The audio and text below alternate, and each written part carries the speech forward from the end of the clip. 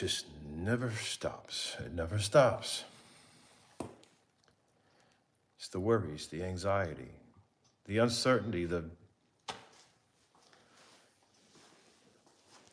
it never stops until it's over. Oh, wow. What an interesting beginning to the new year for 2025. What an interesting beginning. Wow, this thing makes me look like I'm 40 pounds lighter. Doing this vertical live stream. Holy crap. I look like I lost 40 pounds when I do the vertical. Oh, it's a scary time we're living in right now. Very scary. It's terrifying. I'm worried. And I got to make it through 2025. That's one of the challenges, making it through 2025. Do you realize what's up ahead? Do you realize what is happening? Watch the news. There are a lot of things that make us question what our government is up to. There's a lot of things that we are witnessing in the news, shared on social media,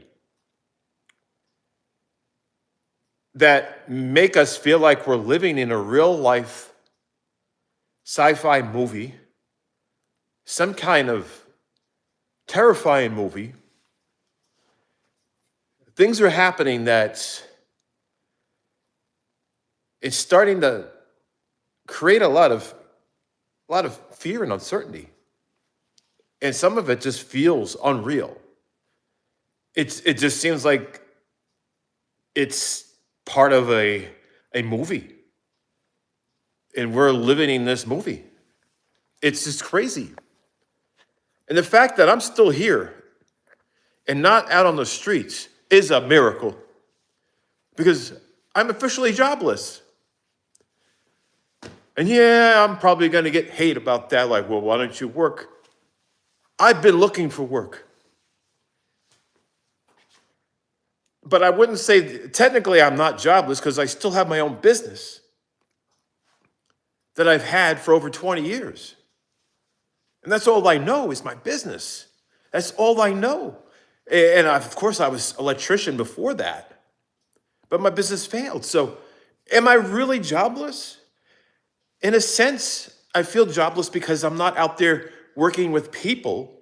I'm working with technology that's failed me. I'm working with what used to be a money tree that provided me with so much money. I didn't know what to do with it. I didn't know what to do with it all. Now I don't have that blessing anymore. And I focused my worries on something other than that. And I've been doing a lot of side hustles and helping friends out. And some are generous enough to pay me for helping them out. I don't have a lazy bone in my body. I'm so energetic. I can't sit still. I feel like I have ADHD. I'm constantly moving. So the energy levels there's no issue with that. I'm constantly on the go. I keep motivated. I am doing volunteer work for people because I can't sit still. I can't just sit around and do nothing. And sitting around watching my business fails is so heartbreaking, and it is tearing me apart emotionally. So I go out and I help. I volunteer the time I have. It's the labor of love. It's doing stuff from my heart because it makes me feel good as a person that I'm able to do something because of the experience that I have. The electrical experience, the carpentry, the mechanical experience, just having the physical abilities to do the things that construction workers do. But yet when I go apply for these construction jobs, they reject me because I'm 53 years old. They think I'm too old for that. They're looking for people like in their 30s. And this is a serious thing. They're looking for people in their 30s. Soon as the age question comes up, no job. And so that's the reality we're facing, right? There's situation going on in this world, especially in this government, in this country. Now you get the inflation reports, you get the CPI data, and you learn about the finances and the debt that this country has. And then you worry more because things aren't going in the direction that we hope for. And I know there's some newfound hope in this country because we're going to be going in a different direction. And 4 years ago, things were really good. Now, what was going on 4 years ago? There was a different leadership of our country. And 4 years ago, my business was doing so much better. But then there was the pandemic. So it's hard to know exactly what the downfall was because several things happened during that timeline 4 years ago. So it's like over 4 years prior to things changing, I was successful. So something happened, and I'm sure you know what I'm talking about. I try not to get political here, but the last 4 years has been a crap show. My business has failed, and I know a lot of people that have closed down their shops, closed down their businesses, and I know some people that now have newfound hope and are opening up businesses again. And I'm trying to figure out where I belong in that. And so I may have this opportunity that might dig me out of this situation, but 2026 is coming, and that's what's worrisome. It's not worrisome that we make it that far. What worries me is what's going to happen. You know, there's a lot of prophecies out there that have actually come true. A lot of things have actually come into reality. And based on what we have witnessed in this world, like on the news and social media, we are experiencing the real life effects. That we're experiencing this part of history that is going to change everything. Everything. We are part of what's going to be the biggest thing ever. Do we want to have bragging rights? Do we really want to have bragging rights of what's about to happen? It's a scary time. It is. The fact that I'm still in my house and not out on the streets is a miracle in itself because my income is less than, it's like this, my health insurance. If I were to pay out of pocket for my health insurance, my income wouldn't even be able to cover my health insurance at all. That's how bad it is. And what scares me is that I might have to start paying for health insurance because I don't make enough money to qualify now. Or it's to that threshold, which is a scary thought. Because you have to make a certain amount. It's like this. You have to be right within the threshold. You cannot make too little and you can't make too much, or you'll lose that credit, you'll lose that subsidy. And then you have to pay for that insurance yourself, or try to apply for Medicaid and then, get denied because you have too many assets, because you got a, expensive car or whatever it may be. You know what I mean? They hold it against you. The car, my Tesla's not making me any money. You know what I mean? It's not making me any money. It's sitting in the garage, right? And so I've been thinking about a lot of things. And one of the things I was thinking about is selling my Tesla and partnering with a friend of mine in a business and owning the business together. But the only way that I can do that is if I sell my Tesla. It's the only way, because I don't have the money to do it. And maybe I can get a grant, but I need to figure something out. And I have been at this place. This is a restaurant.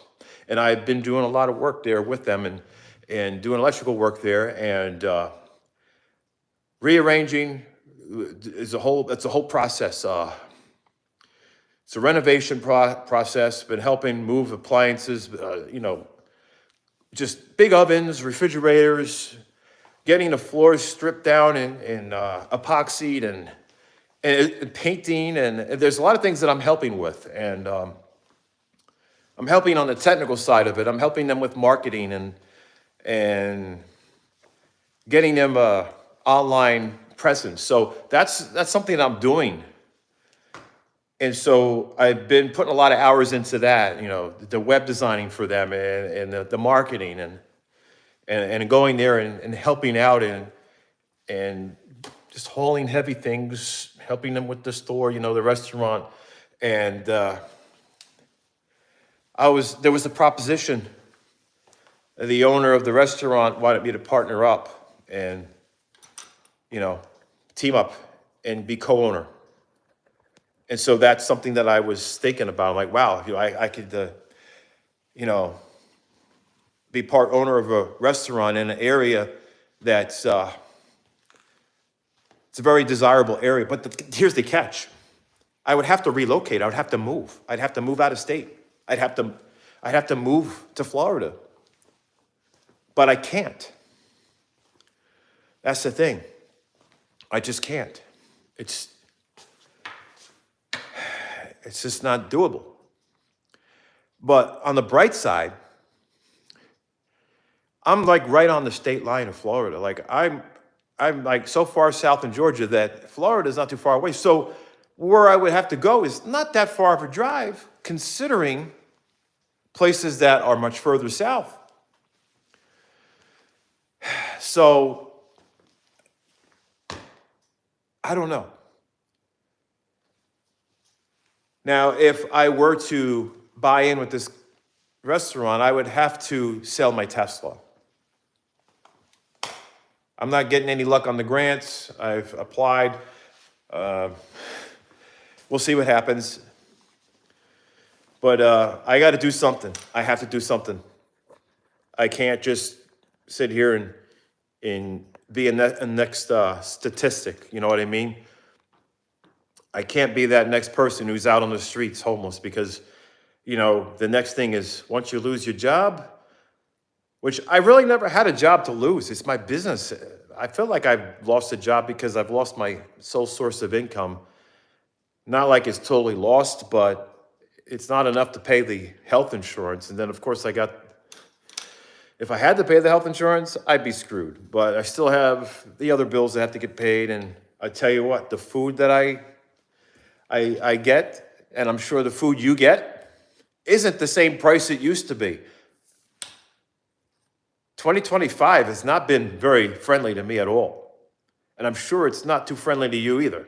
My income got cut in half in 2025. I am sure you probably heard that from many other people, especially if you're out there as a content creator on YouTube. You probably saw your income drop by 50%. And me being into web designing and having my websites for health and fitness, I do get paid ad revenue on those websites. But the problem is now they're not paying but half of what they used to pay.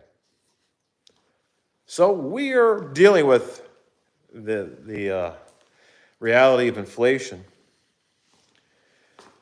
And is that going to come to an end in another week? Are we going to be saved? That's the big question. Are we going to be saved in about a week? Are things going to get better? Are we going to be saved from the hell that we're dealing with? That's the big question. I'm curious to know your thoughts on that. Are we going to be saved from the hell that's up ahead? 2026 is an uncertain time. The end is it's about to come, but when that is, that's the big question. But the end is, and I don't mean like the end of the world, although, for me, I think it's the end of my my lifestyle, living in a home. I think that's I think 2025 is the last year that I'm going to be able to be in this situation because I did the math. I totally run dry of funds, totally run out of money by 2026. It's all gone. Nothing. I won't be able to buy food. I won't be able to pay the taxes on the house. Won't be able to pay anything. That is a hard reality. I was sitting back doing the math. That's why I feel like I need to be part of this new, new chapter in my life. Partner with the rest. There were a few things offered to me, either partnership with this restaurant as part owner, or I would just work for the owner at the restaurant. And in addition to the web designing and marketing, I would be into management of that restaurant. But that would require me to be there a lot. And that'd be a lot of driving back and forth, Georgia to Florida, Georgia to Florida. That's just insane. And would it be practical? Now, as owner, there would be a lot of being there in the beginning, which would be a lot of driving, maybe staying at a hotel. It would be a lot of that involved.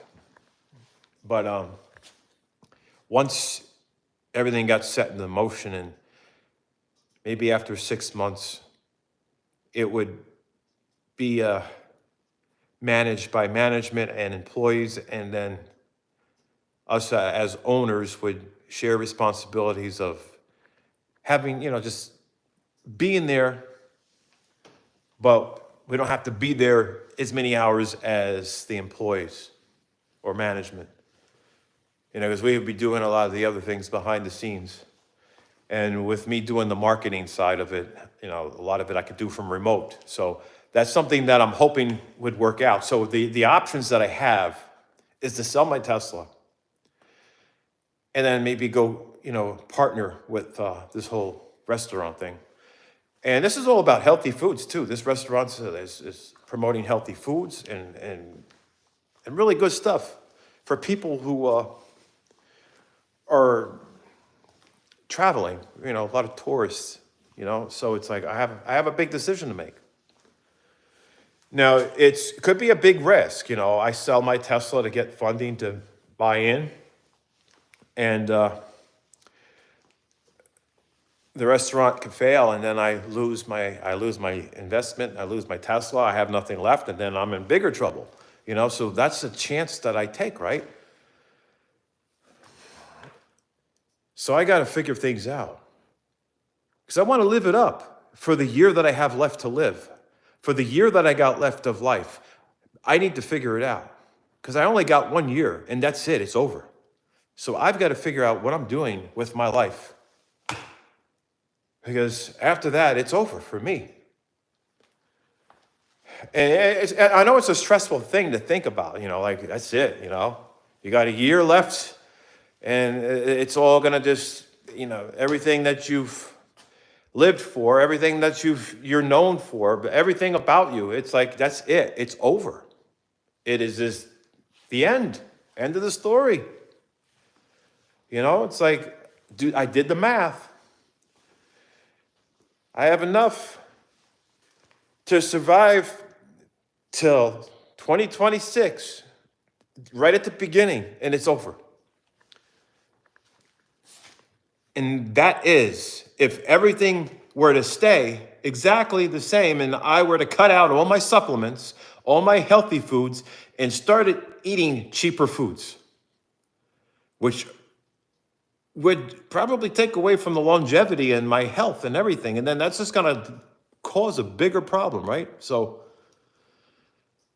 I've got to figure out what I need to do, because I have a year left before I run out and it's over. It's the end of my life.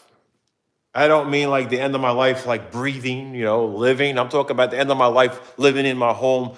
And like, it's going to be over, like this whole lifestyle. Everything about, everything I've done to be where I am it's like it's going to be erased, like it never happened. But it's going to be a memory. It's going to be a heartbreaking memory. And I can lose it faster if I try to stay healthy, because if I try to stay healthy, that means that I have to buy supplements. I have to continue to buy the supplements and the organic foods and the healthy foods that I need, that I thrive on. And if I eliminate those, then I can make it until 2026.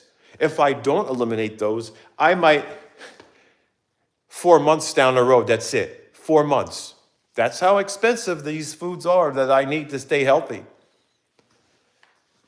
And that is because I'm dipping into my retirement to eat food, to pay the bills. And I hope that you don't have to do that. I hope that you never have to do that. It's a one lesson that you should learn from what I'm sharing here with you. Because this is not like me asking for pity. This is not a pity party. This is not like I don't want anybody to feel sorry for me. I made some mistakes. I had some assumptions, thinking I was going to always have this unlimited income from this tree. Whenever I needed money, I'd just go out there and pick the money off the trees. That was the lifestyle I had. I had so much money, I didn't know what to do with it.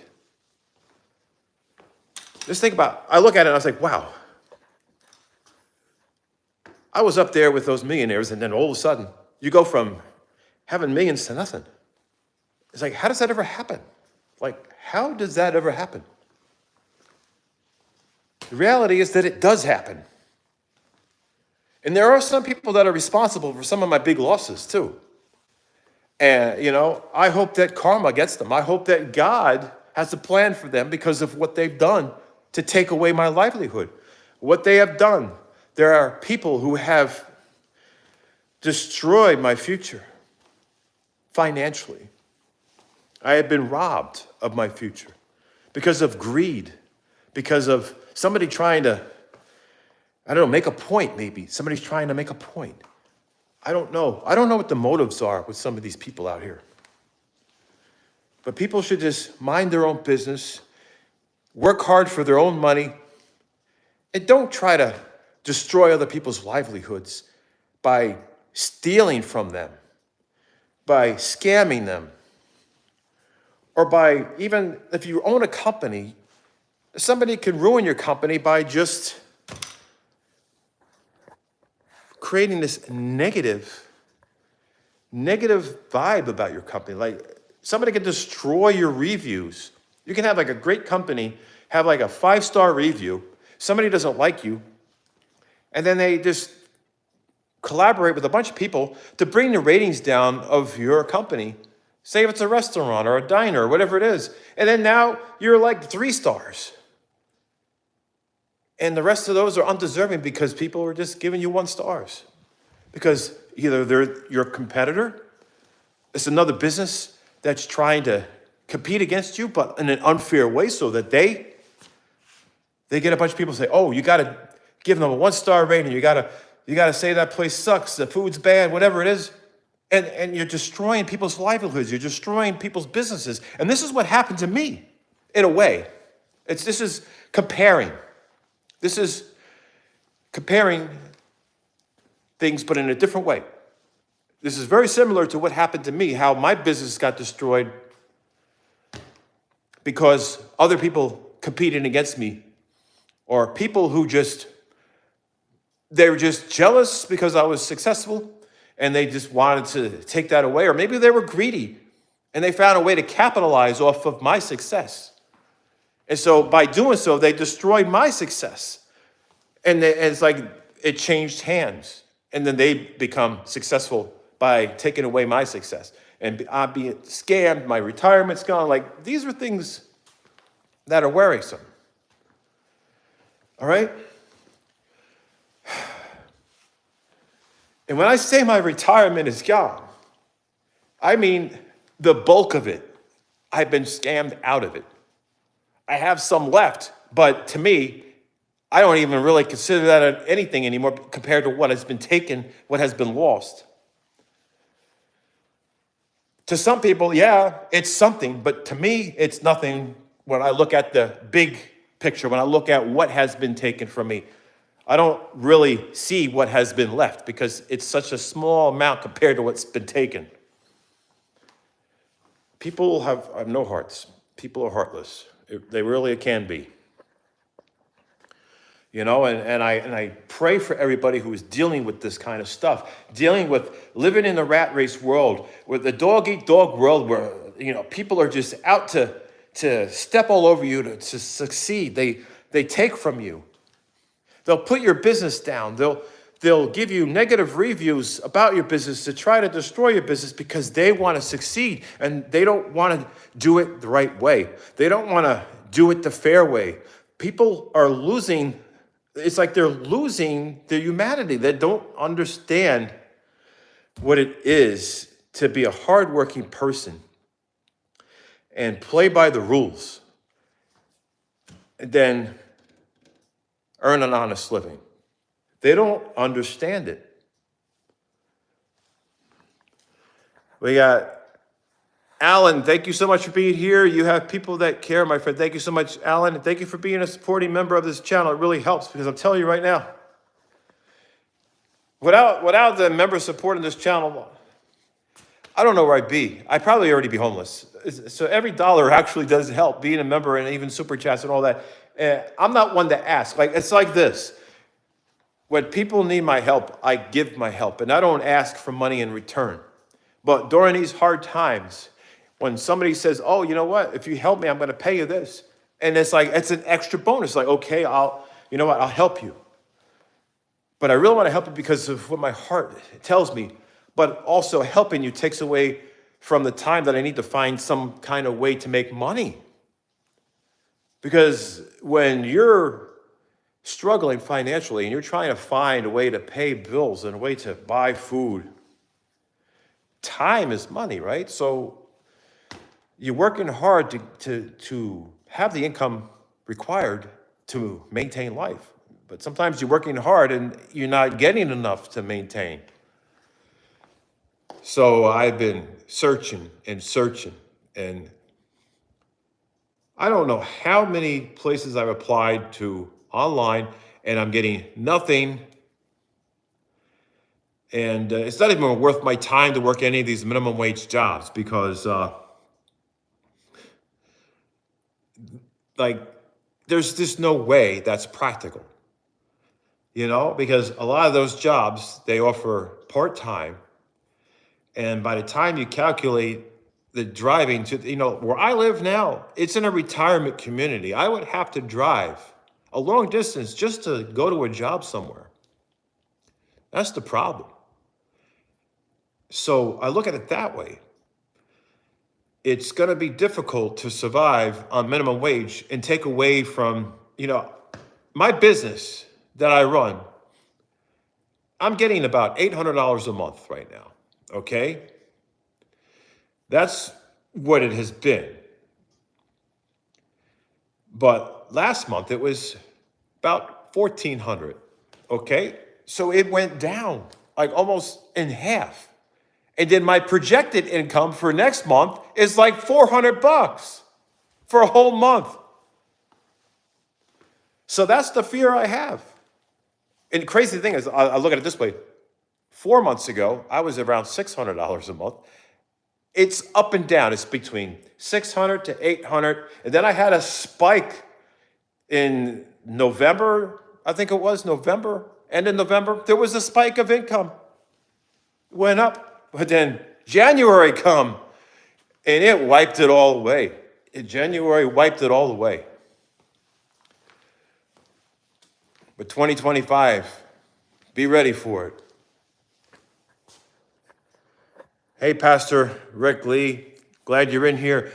You know, I'm doing these vertical live streams, and I had high hopes that I was going to get thousands of people in here because I really need to have that happen before I just delete everything on YouTube and give up, because I am so stressed about how YouTube affects me emotionally. I feel like it's deteriorating my mental health, even if I'm not making videos that relate to the paranormal community. I just feel like it's just toxic to my mental health because of the way I feel about myself, because I don't I feel like, I don't know, I don't feel like I am my best version of myself when I am on YouTube, because I'm always got my guard up. I got my walls up, and I'm always waiting for the negative energy. But I'm very thankful for the positive energy. But I always feel like, I'm being judged by being a YouTube content creator, by, just trying to share my life out there on this platform. Whenever there's money involved with something, it just seems to make it more stressful, because then people look at you like, oh, get a real job, you're a loser. But they don't realize that I have a real job, I have a business. But people assume once you put yourself out there on YouTube that, oh, you don't have a job, you're just a YouTube content creator, so that's where your money is.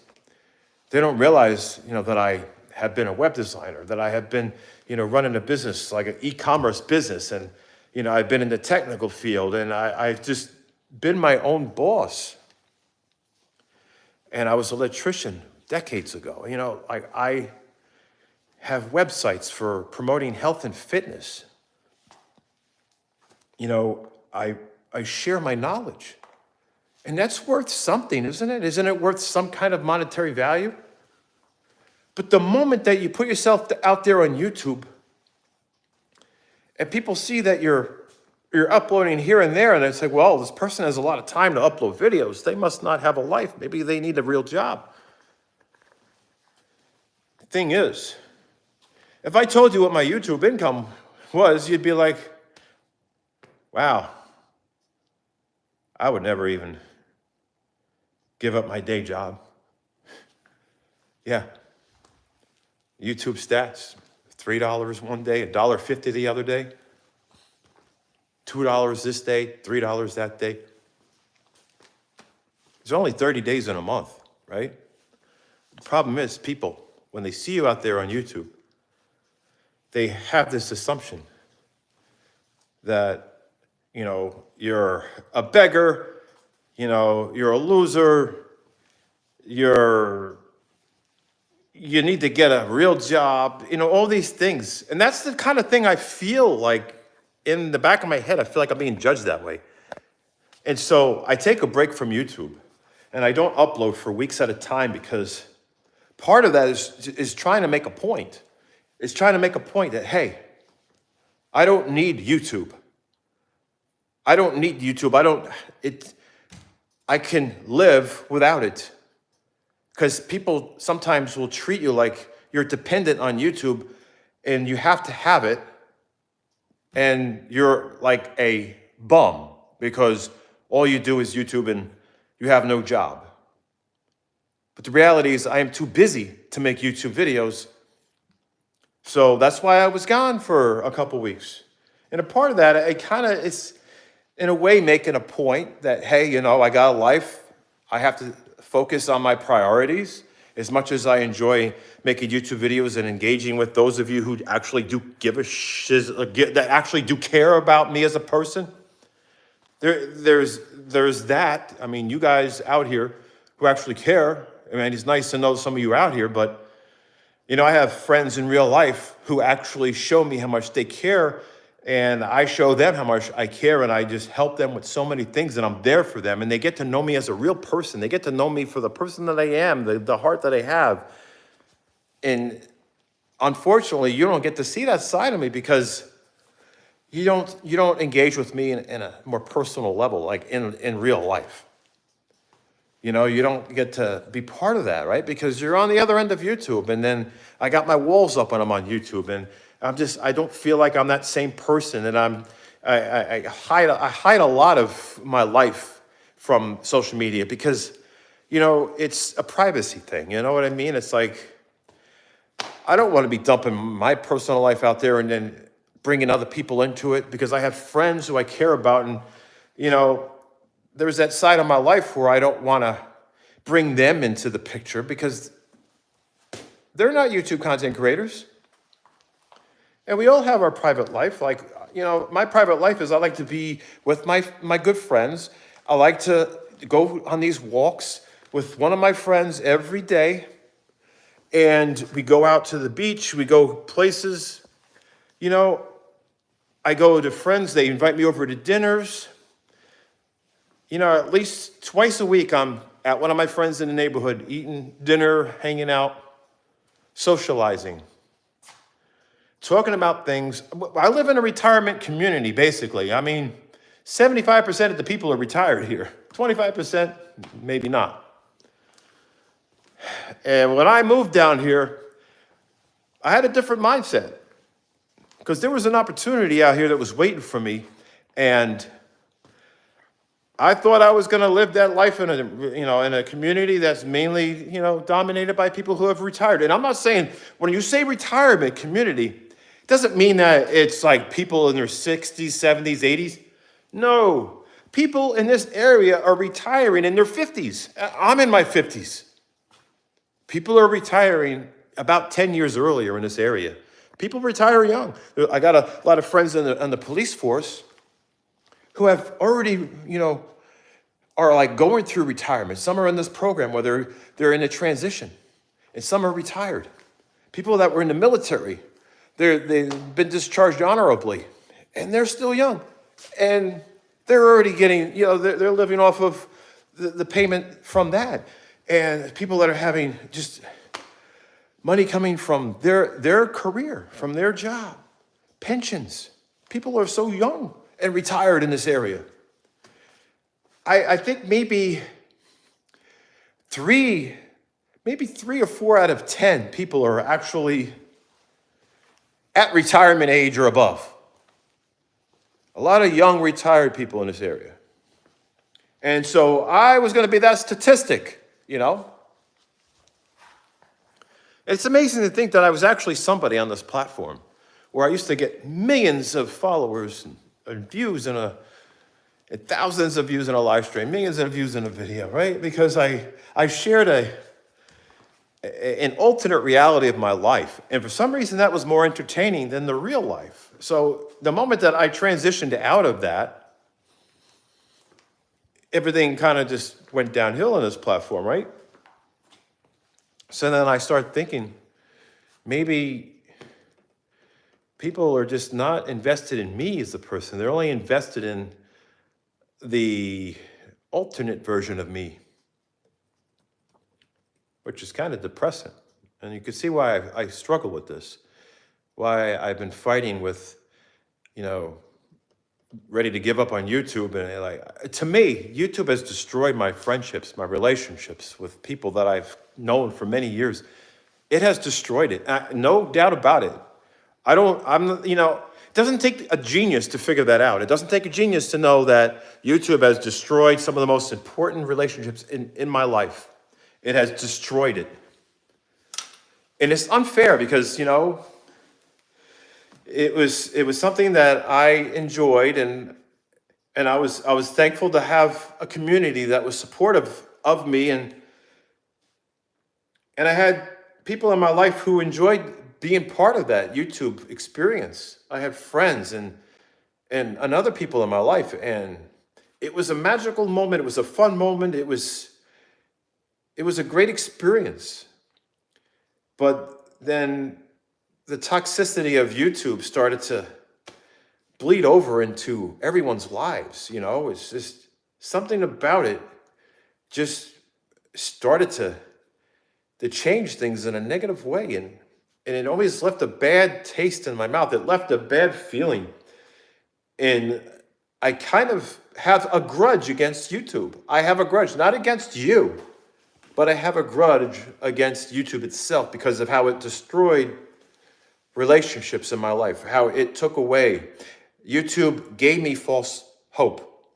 It gave me what I thought was going to be a good future, to be able to be for me to be in a position to be a content creator and possibly, just walk away from my business and do YouTube full time, because that was the direction that I was headed. It was like, wow, this is amazing. I could be able to make YouTube content, do something I enjoy doing, sell my business, move on, make content, traveling places, going on vacations, and getting paid to do that and share it with people. And that was something that I was looking forward to, and it was like a reality. It was a hope that I was, I really had that hope. Pastor Rick Lee, thank you so much for that $10 super chat. Timothy 1.7, for God hath not given us the spirit of fear, but the power and of love and of a sound mind. Thank you so much. I wish I had a sound mind. I mean, I have some clarity, but there's days where, I get distracted. And that's why I took a break from YouTube, because it was becoming a big distraction emotionally for me. I just felt it was causing social anxieties, where I felt like I just didn't fit in with people. And I felt uncomfortable around my own friends. I felt like I just, there's a side of me that doesn't relate. And it's like they would never understand, especially when I was uploading videos about paranormal type content, like that stuff just, where all those videos went, right? All the paranormal type videos, you don't see them out there. Like none of these, whatever you want to call them, haunted house videos are on this channel anymore. They're in the members area, but my friends aren't members, so they're never going to deal with seeing those videos and seeing a side of me that they might not enjoy seeing. A guy screaming and yelling and cursing at ghosts or whatever you believe they may be. I don't know. I mean, it was just a YouTube thing. I think I got too carried away with it. And unfortunately, there were people that just, I don't know what their intentions were, but they seem like they go after like YouTube content creators who make anything related to paranormal. And they try to pick at their videos, and they try to make them look like they're fakes and phonies and liars, and they try to destroy their channels by, debunking this and saying, they're lying or faking this and that. And then I think to myself, I said, well, why the hell is this person, why the hell did this person even target my channel and try to call me out on some of my paranormal type videos when I never, ever, ever sat down in front of the camera and says, by the way, all these videos are real and it's happening, it's scary, and I don't know what to do. I have never had presented any of that as real to begin with, regardless of whether or not those things are real. The point is that I've never presented it as real. I've never made a factual statement saying this is real, that is real. So with that said, and having a disclaimer that clearly says that anything at any given moment may be scripted or reenacted, and there may be some real, actual events that were either caught on camera or that were recreated. There were so many different variables that were covered on a disclaimer that I made probably like maybe 10 years ago. And then I updated the disclaimer about 6 years ago. Now, that's what I don't understand, is why. Why would certain debunkers even consider bad-mouthing my paranormal type videos and trying to analyze footage? Or, some of them I feel like they try to create something out of nothing. Like when I look at something like, well, that's a legit, like I caught that on camera, that's legit. I don't know what the hell they're talking about, or what are they trying to concoct? What are they trying to make up? What are they trying to inject? Because it wasn't there, and now they're trying to make it look like I'm like making a fake video. Like I've dealt with that in the past, but it's been a long time. It's a long time, but the problem is the damage has been done years ago. They've done this to my friend Omar. They attacked his channel trying to call out his video saying this is fake, that's fake, all that. It's like, it hurts people's livelihoods when people do that stuff.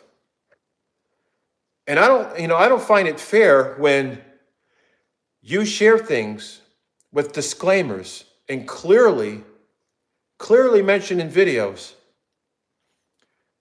that lead people to believe it could be anything, that it doesn't necessarily mean what they're seeing is actual events. It could be recreated.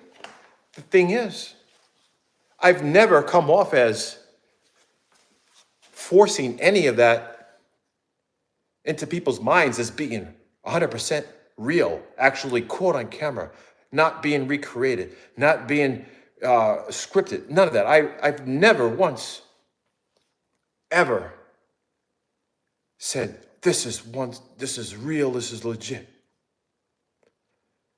The times that I had shared content like that, I had responded to comments before, and I had in my disclaimer that at any given moment, I might be in character, even in the comments, that I might be in character to stay true to the video itself. And I purposely did that because I wanted to give debunkers and these people who have nothing better to do a reason to not bother my channel, not pick at my videos. Because they should only be targeting people who are trying to pass stuff off as real and claiming that it's real. And that's the difference between me and other people, regardless of whether what I had shared is real or not. The point is that I wasn't out there to back it up by saying it's all real. And you've known, watching my videos over the years, that I leave it up to you to decide. It's like if you believe this is that or whatever it is, let me know. Let me know your thoughts on that. What do you think it could be?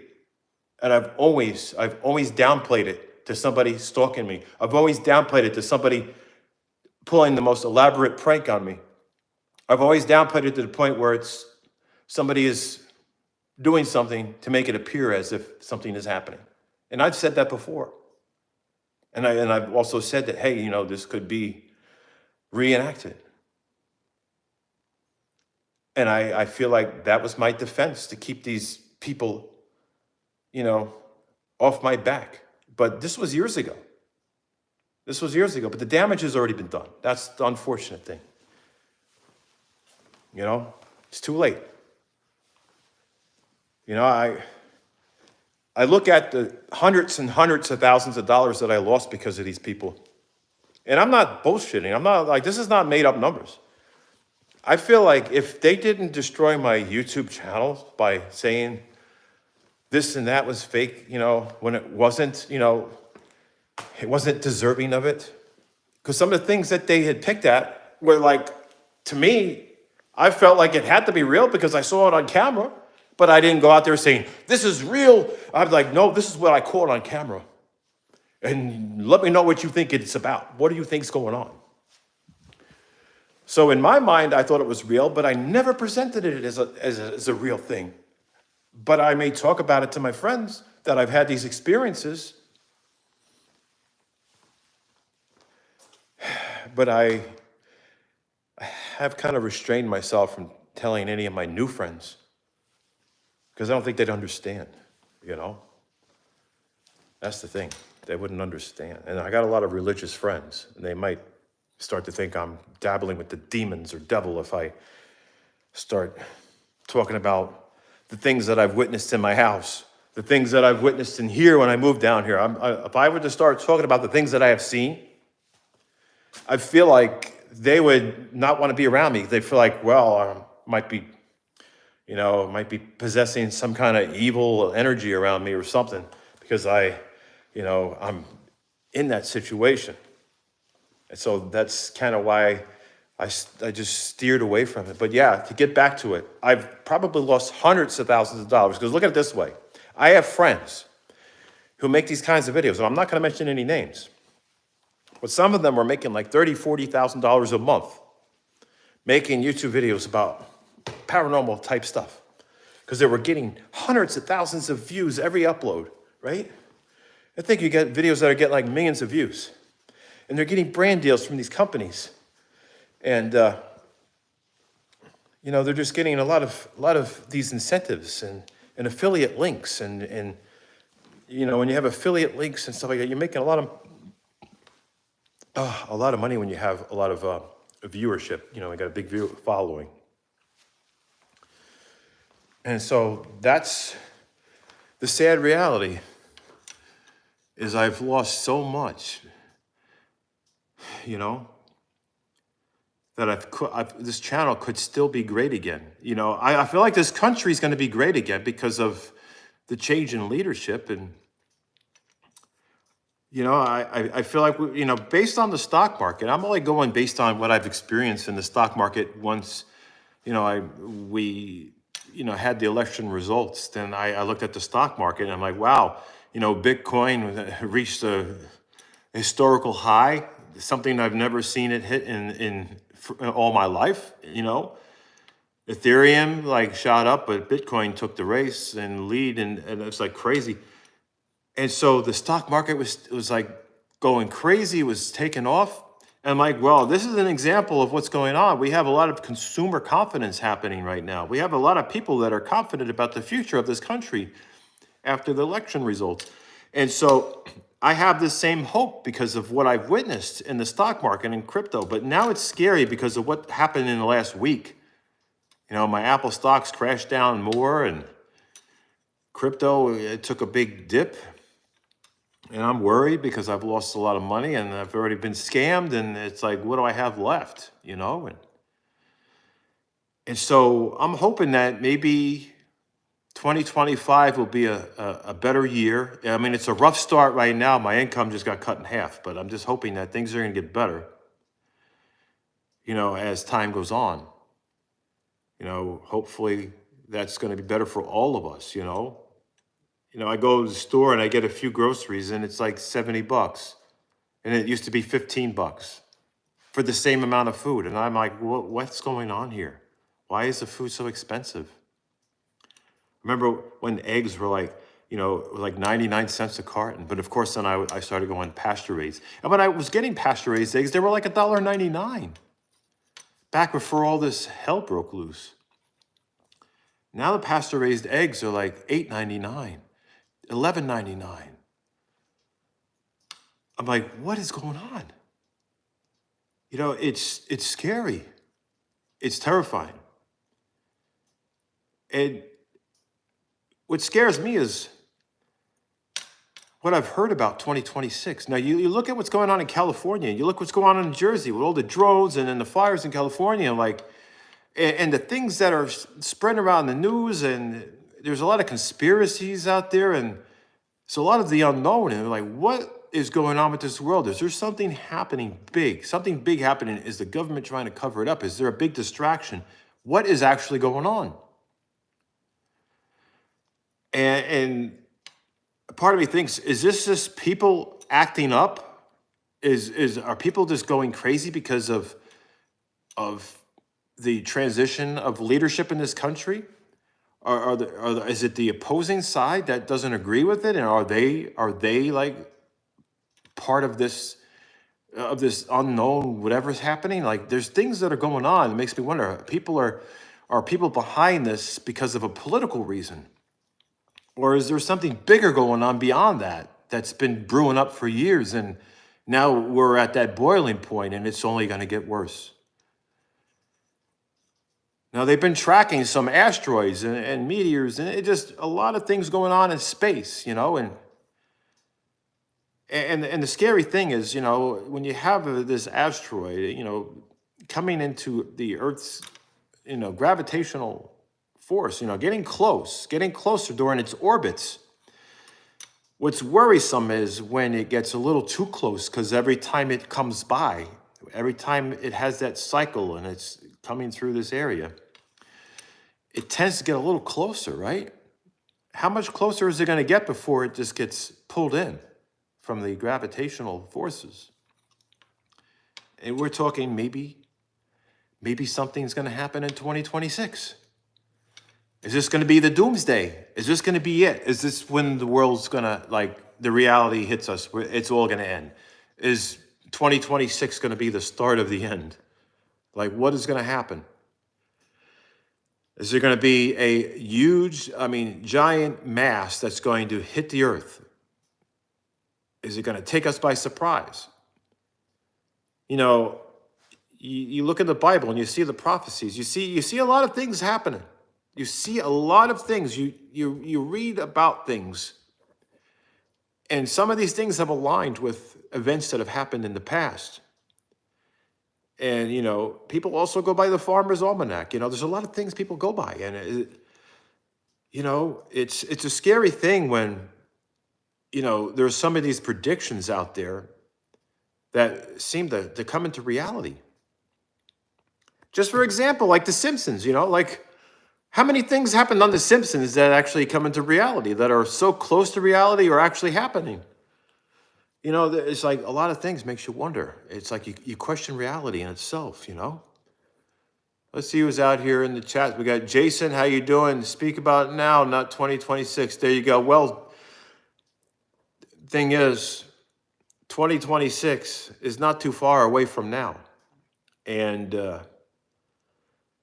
problem is, now is a time to live it up for me, right? But I have this tendency to focus on the bigger picture, the bigger distraction, and hearing about what's happening, potentially going to happen in 2026. Celestial events, but the possibilities of, something big and massive hitting the earth. It's scary. I don't know what to believe. You hear a lot of things. And there's a lot of, mix-ups between science and religion. And so there's so many different things out there going on. And I know there's a lot of cover-ups. But, talking about 2026, I feel like one of the reasons why is because I don't want to be that person talking about the fires in California. I don't want to be that person that's going to be continuing talking about the drones in New Jersey. I feel like it needs to stop. And the only next thing that I feel would be any kind of attention grabber for a live stream would be to talk about something in the title, like 2026, even though, it's like this. As a YouTube content creator, if I were to do a live stream and say, oh, here's another day of my life, who's going to really give a rat's ass about the next day of my life? Like, people don't really care. They just want to see something that's dramatic. They want to see something that's going to bring fear or uncertainty. I talk about 2026. If I put it in the thumbnail or in the title, then I need to talk about it. Otherwise, then it's clickbait. So I kind of put myself in this situation to have to bring up something about 2026 because I feel like I've committed to it based on the title of this live stream. So I know, yeah, you're saying I should talk about now instead of 2026, but there's the reason why. Because I am trying to be that, next YouTuber that, that's another problem I'm dealing with is I feel the pressure and I feel the pain of YouTube as well. Like, I feel a lot of rejection on this platform because I feel like the moment that I bring the most closer depiction of who I am, the moment that I am as real as I can be, without all the bullshit and drama and all the other crap that, inflates the viewership of a video, the moment that I am just true to who I am, or close to that, it's like nobody really cares, except for a few of you out here that watch. But that's about it. It's like, who cares? It's like, it's boring. Your life is boring. You don't make money anymore. You don't travel places that are fun. You go to the same places. It gets boring. It's like, what the hell is it worth watching?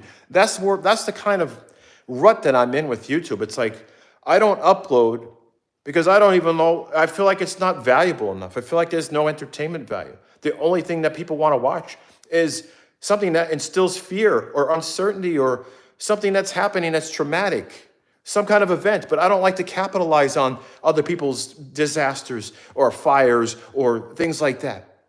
I'd rather be helping, not being there trying to make videos about it. If I'm going to make a video about something, I want to be part of the solution, not just make a video trying to capitalize. I want to be part of the solution and help, and maybe share of me helping somebody.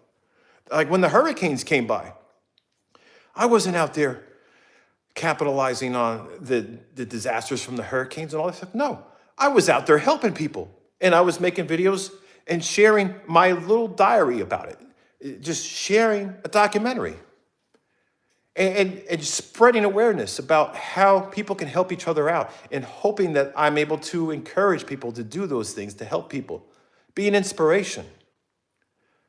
So being active and doing those things is what I'm about. And if I share it, it's because I want to be able to inspire others to do those things. And I know in the back of my mind that if I share those things, I'm going to bring in the kind of people that have the hearts who want to help, the kind of people that would enjoy my content and enjoy watching me for who I am. Not come here for ghost type content, not come here for the drama, but come here for the wholesomeness. And that's why I do those things on YouTube as well. Instead of just doing it behind the scenes, I bring you with me because I want to relate to those people who have those same interests, that have the same kind of heart, who want to help others. And I want to bring us all together. And a lot of you here that watch and are members and have been supportive in the super chats and have been there for a long time, you understand because you're like that. You help people. You're considerate, you're kind, you're generous, and you go out of your way to help somebody through a hard time. And that's how I am. And it's an unfair treatment though, because it's like I do so much to help people, but then yet some people don't even, it's like, I don't know, it hurts because some people are like greedy. It's like when you help them, it's not good enough. And then they're picky. Oh, well, why didn't you do it this way? Or why couldn't you do it that way? Or why couldn't you this? And I'm like, be thankful that I was able to do this. Why you gotta be nitpicking about every damn thing? Why? I mean, I went out of my way to help. And then yet somebody's gotta be like picking about this, picking about that, complaining about this. And it's almost like they want a refund. Like, I can't, like really? If I'm making food for a group of people, and donating food, and it happens to be that somebody wants organic food, and I couldn't afford to buy organic everything, and then like, oh, well, why didn't you get organic? Oh my God, I can't eat it. It's not fair. Like, really? Like, I'm trying to help people out. I can't afford everything. That's an example. So I feel like sometimes when I help people, it's like the way they show their appreciation scares me. It upsets me because it's like they get greedy and they want more. And it's like they have this expectation. It's like they have this sense of entitlement. I drove up in a Tesla to help people out, and they're like, oh, is this all we get? I mean, you're driving a Tesla. You could afford more. You can afford more. And I'm like, I'm helping like 20, 30 people out. If I were to like give everybody everything, I would be on the streets myself, homeless. And so that's the thing. It's like people sometimes judge a book by the cover. They see me driving in a Tesla. Big deal, Tesla. I mean, there's other cars out there that are more expensive. Just because it's a Tesla doesn't mean somebody's got money. You can have a Tesla and be piss poor like I am right now. It's like I have the assets, but is a Tesla going to put food on the table? Is my house going to put food on the table? No. I'd have to sell those things to do that. And right now, it's not a seller's market. It's pretty tough with the real estate. It's pretty scary. I see houses that have been for sale for 6 months. Prices kept going down. Nobody's buying. It's uncertain. It's scary. So I'm sitting on assets that I can't even sell. I might not even be able to sell my Tesla if I wanted to go partnership with my friend with the restaurant. I might not even be able to sell the Tesla to do that. And if I did, I'd be upside down on it. And that's not going to help. So that's what's happening. In the meantime, I was in Florida earlier. I helped my friend out, my good friend Omar. I was doing some more work on the Safe Haven Ranch out there, doing some electrical work and being stalked by a turkey. some crazy stuff. I got some videos of that, so I'll share that with you in my next video. So I did record that today, and then I think it was the other day I was on at the restaurant doing some helping out at the restaurant, and I was there for some time, and I did share that with some of my friends, but yeah, I'll upload that. I don't know when. Let me know when you want me to upload that video. I was at my friend Omar's at the Safe Haven Ranch, working on the electrical work, and I caught that turkey trying to, the turkey was attacking me. It was literally flying at me, and it was pecking my legs, but I got long jeans on. I got these long pants. So it didn't get to my skin. So, but the turkey was trying to fly up, and like, are you kidding me? Like, you think you're bigger than me? I'm like, I'm bigger than you, turkey. I don't know what you're getting kind of cocky there. You want to come fly at me? I don't know. What do you want to be on the kitchen, sitting on the table for Thanksgiving? I mean, the turkey's, it seemed like he's friendly at first. I'm putting up a breaker paddle, and there's a turkey right at the window, like watching me. I'm like guarding the door, and I'm like, okay, well, I open the door. The turkey wants to attack me. So I grabbed the camera and started recording it. And then the turkey was getting entertained by that. So I will share that with you because that was crazy.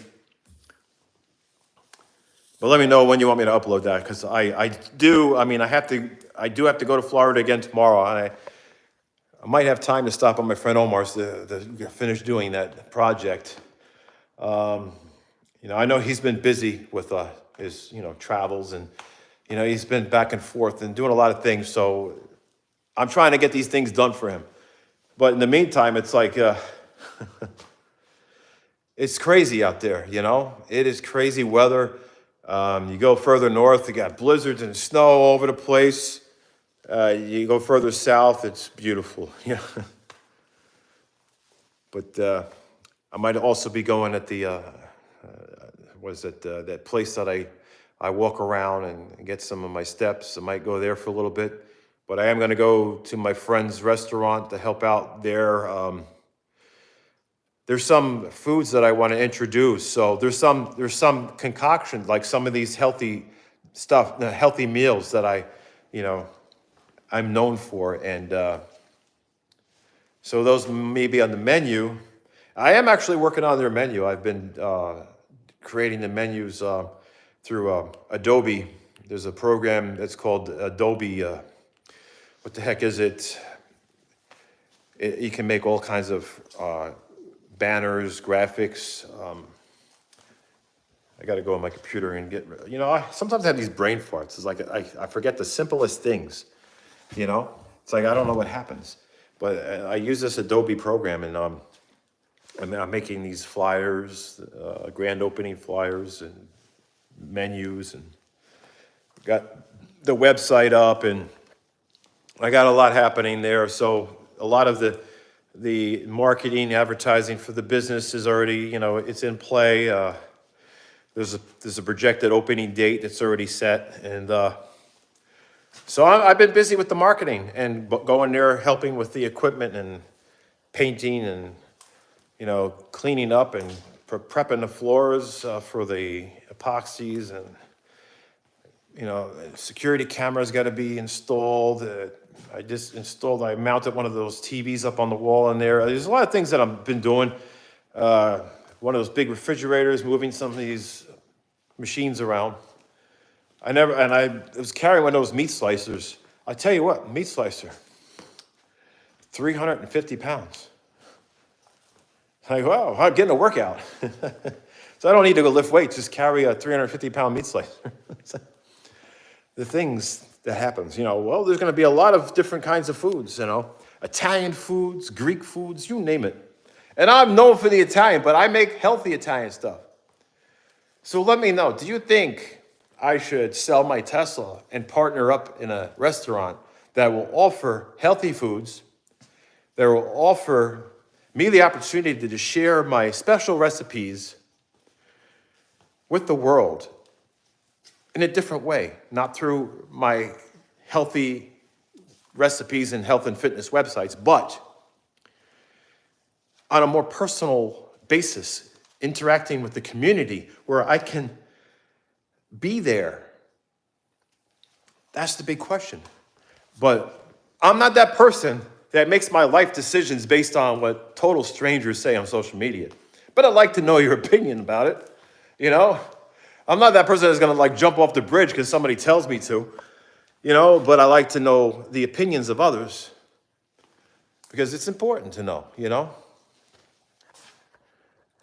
The fact that I'm still doing this live stream, it must mean a lot because for many YouTube content creators who used to get hundreds of thousands of views overnight and have thousands of people in a live stream, to only have 29 people in a live stream right now while I'm doing a vertical, which my expectations of a vertical are to reach out to the masses, to reach out to a lot of people.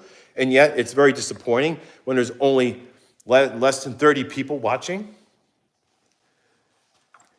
on a channel that has hundreds of thousands of subscribers. Do you see how that makes me feel? Think about that. It just doesn't feel real. It's just like my whole life is just fake. Like you look at the channel, it's like, whoa, it's got 200,000 and something subscribers. But you only got 29 people in your live stream. What do you got, 260,000 fake subscribers?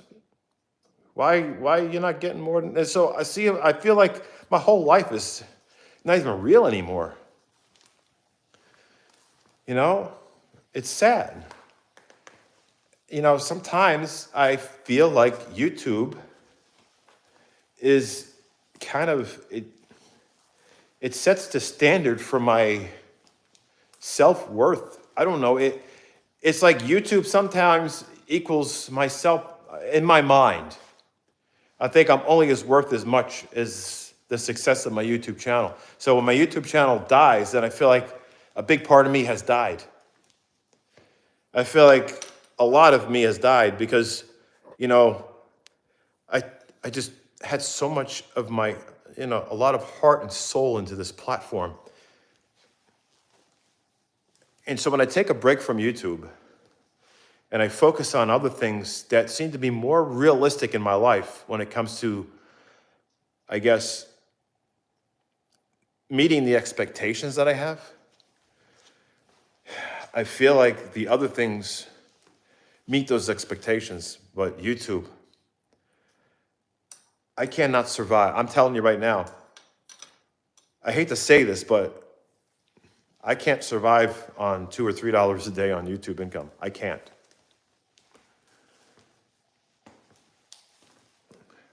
Like I said before, my plans were to turn to YouTube. I just wish I can just take all those motherfuckers to court and get my fucking money that they owe me because they fucked up my YouTube career. Them motherfuckers. I hope they rot in fucking hell. It's personal. It's personal. I'm fucking angry. It's personal. They fucked me over. Them motherfuckers. I want to just fucking... just want to like delete everything and say fuck YouTube and move on with my life because people that fuck me over on this platform. You see how emotionally invested I am in everybody here? The fact that it's been torn away from me is so aggravating and it's unfair and unjustice because I don't deserve this shit. I don't deserve my channel to be destroyed by some assholes who are trying to capitalize off the hard work that I put in my fucking videos all these years. All these years. Watch my livelihood be just taken away like it's fucking nothing, like nobody fucking cares. I don't go to people's jobs and try to take away their livelihood. I don't take away that shit. But these assholes, it's like they think they're God. Oh, well, we're better than them because they're all fucking fake people making fucking fake ghost videos. So we're going to fucking ruin their livelihood. You know, we're just going to blast them out there and then their subscribers are no longer going to watch because they're not going to believe in them. They're not going to have faith in them. They're going to think they're just fucking phonies. The fact that I was so transparent and then they got to fucking fuck me over like that. I wish there was a way that I can be legally compensated for the losses that I've calculated based on what I was making before and what I'm making after, and this is years ago. These people probably don't even exist on the platform anymore because they probably couldn't live with themselves anymore. You know, spreading the lies, trying to destroy people who work so hard at making YouTube content. There's people that have taken away so many members. I had over 1,000 members. 1,000 members. Think about that. My lowest paying tier was what? $1.99. 1,000 members times $1.99. I was making some money.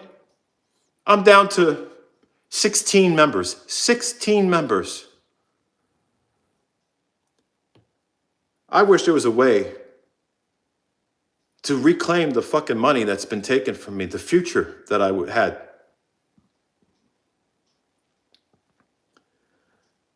I'm not going to go out without a fight.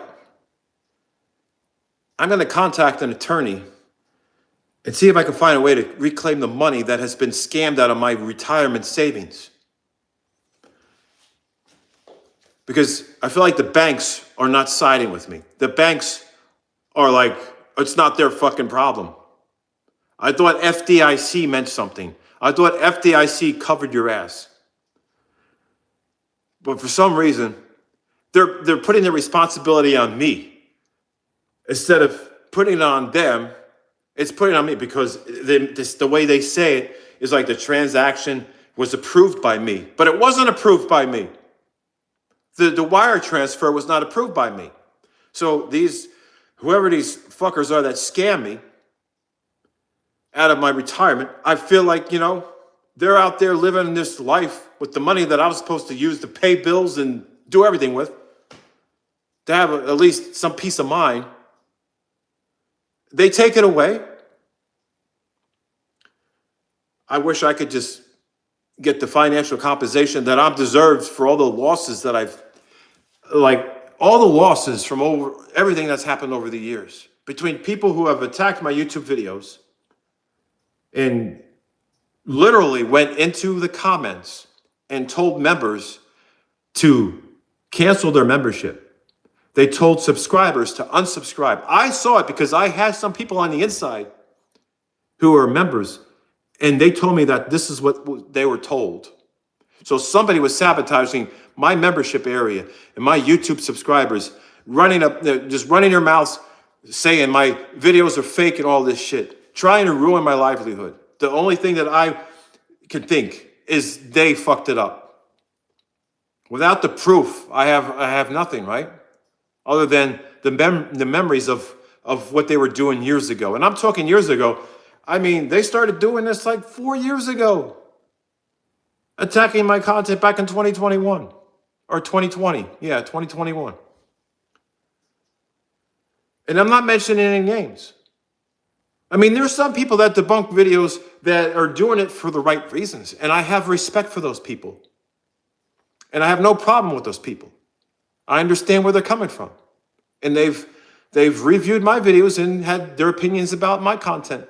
But they have every right to speak their opinions about it. But I'm talking about the people who are fabricating stuff, taking a video and twisting it around to make it look like it was fake.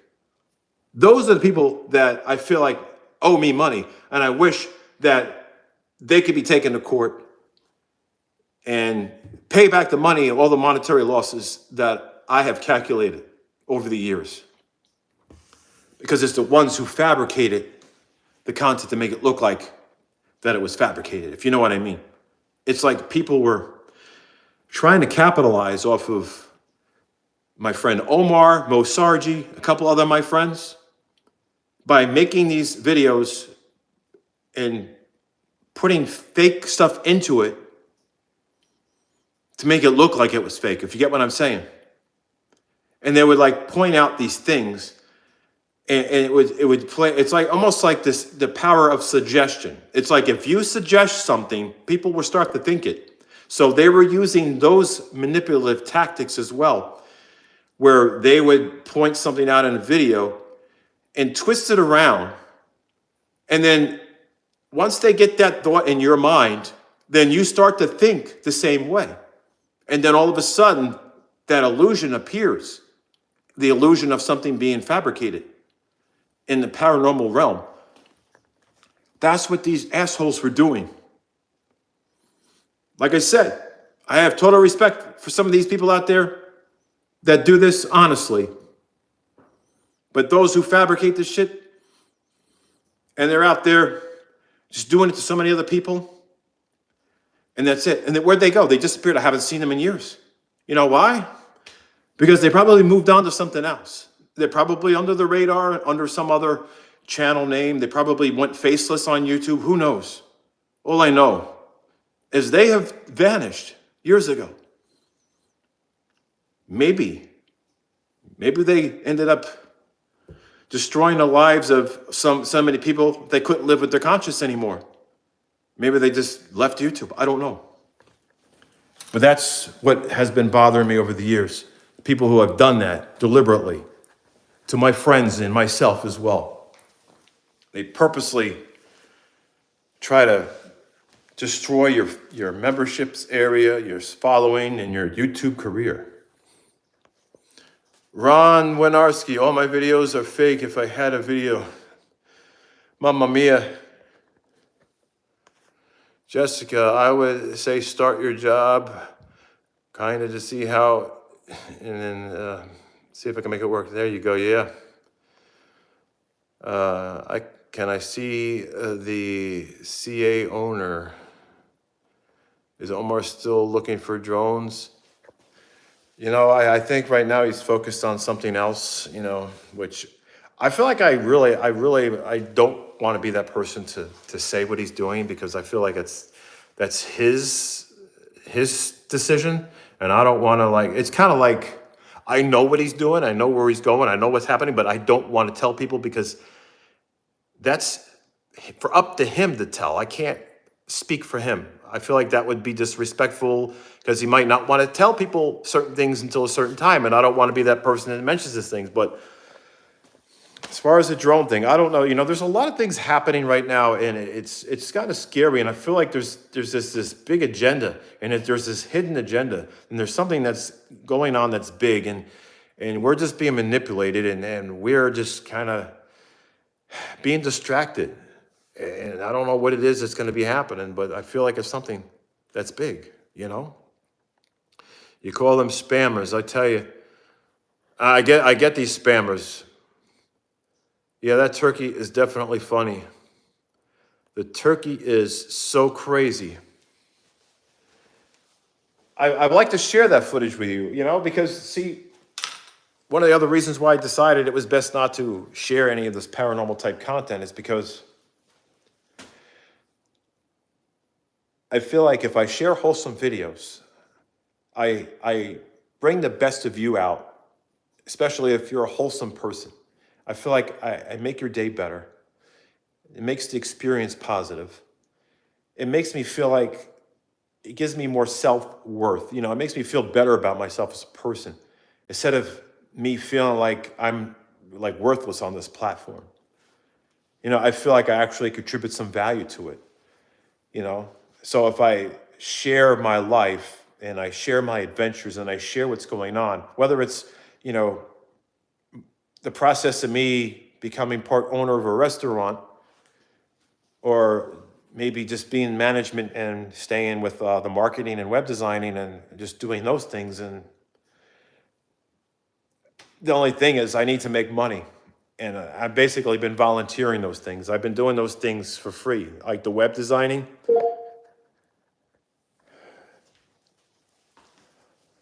I don't know why that did that. I've been doing that on a volunteer basis.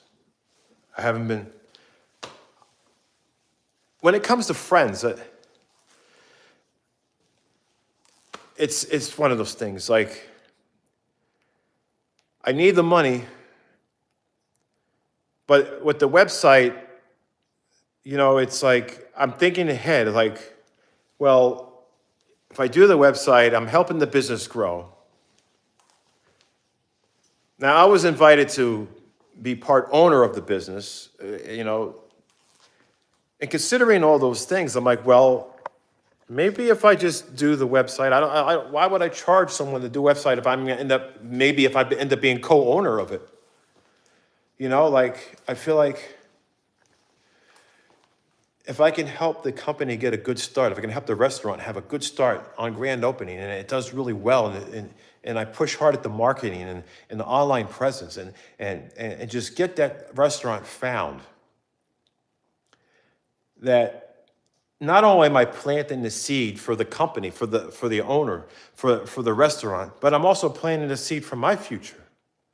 So the investment of that time, as much of that investment is coming from my heart, I'm also seeing it as a way to help grow their restaurant. And then if I decided to go on board and be part owner of that, or even be in management and continue with the web designing and marketing, then at that point, this could become a financial situation where there would be a signed agreement and say, well, there would be a certain amount of income coming to do this or to do that as part of the business operations. And so it's kind of like my heart wants to do that, but I cannot afford to do it. You know what I'm saying? It's like, as much as I want to be able to just do everything for my friends and do it for free and do free electrical, do free whatever, I just cannot afford to do those things because I need to focus on paying the bills and making money. And if I'm tied up with all these things, then I'm not putting the time into my business, and that's only going to make it worse than it already is. And I'm taking away time that I could be looking for more jobs and responding to calls and interviews and doing door dashing when I can. And my only opportunities are when I'm with somebody to ride along because, hey, even though, DoorDash doesn't want you doing that, unfortunately, but I cannot afford to pay an extra $400 for my insurance just to have a, umbrella or rider on my policy that allows me to, use my vehicle for door dashing, Otherwise, if I had an accident or somebody runs into me and I'm door dashing and I don't have that additional coverage, then I'm screwed and, it's a big loss. And I can't afford the extra policy, So that's kind of the circumstance I'm in. So, doing the web designing and the marketing, it's coming from my heart to help my friends. But I also know that doing that, gives them a better boost, right? In the long run, it's a better launch of the business. And so that creates a better opportunity for me if I decide to be part of that, like I said. And there's no strings attached. It's like I do it for the kindness of my heart, and I might not even go any further than that. I might just might find something before then. I might get a call from a construction company and they say they need an electrician, or they need, somebody, I don't know, they'll need somebody, right? And then so I think to myself, well, maybe that will be the opportunity. So I got to take whatever comes at me first, if it's a solid plan, because life's unpredictable, and I'm trying to live for now. And it's a scary thing starting a business. You don't know how it's going to succeed. It might do well and it might not, right? But I know if I, get a call back from a construction company and they're willing to pay me $15, $20 an hour to do electrical work, and I'm thinking to myself, how much of a risk is that? There's no financial investment. There's only thing I got to do is invest my time and then get paid, right? Or I keep volunteering my time into helping the business take off before it opens, the restaurant, that is, and in hopes that, the owner does well, because that's what I really want. I want to see people succeed. It's not about me. It's about helping other people. But if I can benefit in a way and grow with a business, if they invite me to be part of that, then that's the bonus of it all. That's the bonus. And And I don't mind that bonus. And it's an incentive to put more time into it. If I volunteer my time to help people, then I put a certain amount of time in there and I balance everything out so that I still have enough time to do the things that I need to do to take care of my financial obligations, even though I'm not making enough money, no matter how much effort and time I put into it. It's just like, it's sad. But I just feel like if I'm able to be part of that, then I could afford to put more of my time into it, because then I feel like I'm planting that seed, if you know what I mean. Like I'm possibly helping my future out as well if I decide to be part of that. So I don't know. I'm conflicted. Just want to see my friends succeed. That's the biggest thing. I just want to see them happy, and it feels good to be part of that. To provide the help. It's just like with the hurricane relief. Like it felt good to help people, and I didn't want anything in return. I didn't want anything in return. I was just helping people because it felt good to help, and that's what it is with my friends. It's just like I just want to help. But sometimes there is a little incentive to make you want to volunteer even more time than you normally would if there's some financial gain in that. You know what I mean? Because I look at it this way. The only way that I would be accepting of a financial, gain to help somebody that I was doing, from the kindness of my heart, is if what I was doing helped them with their success. It helped them go in a direction that they wanted to go. And so if I was able to provide a solution, then I don't mind putting the extra time into it and being compensated for it and making that a bigger priority and taking the gamble on it, So that's the thing. If somebody's going to need my help with, say, electrical work, say if somebody needs help with electrical work and they're willing to pay me to do it, and it's like right now I'm struggling financially. So it's like, it's a blessing if anybody needs me to do anything and they're like, oh, I'll pay you this to do that.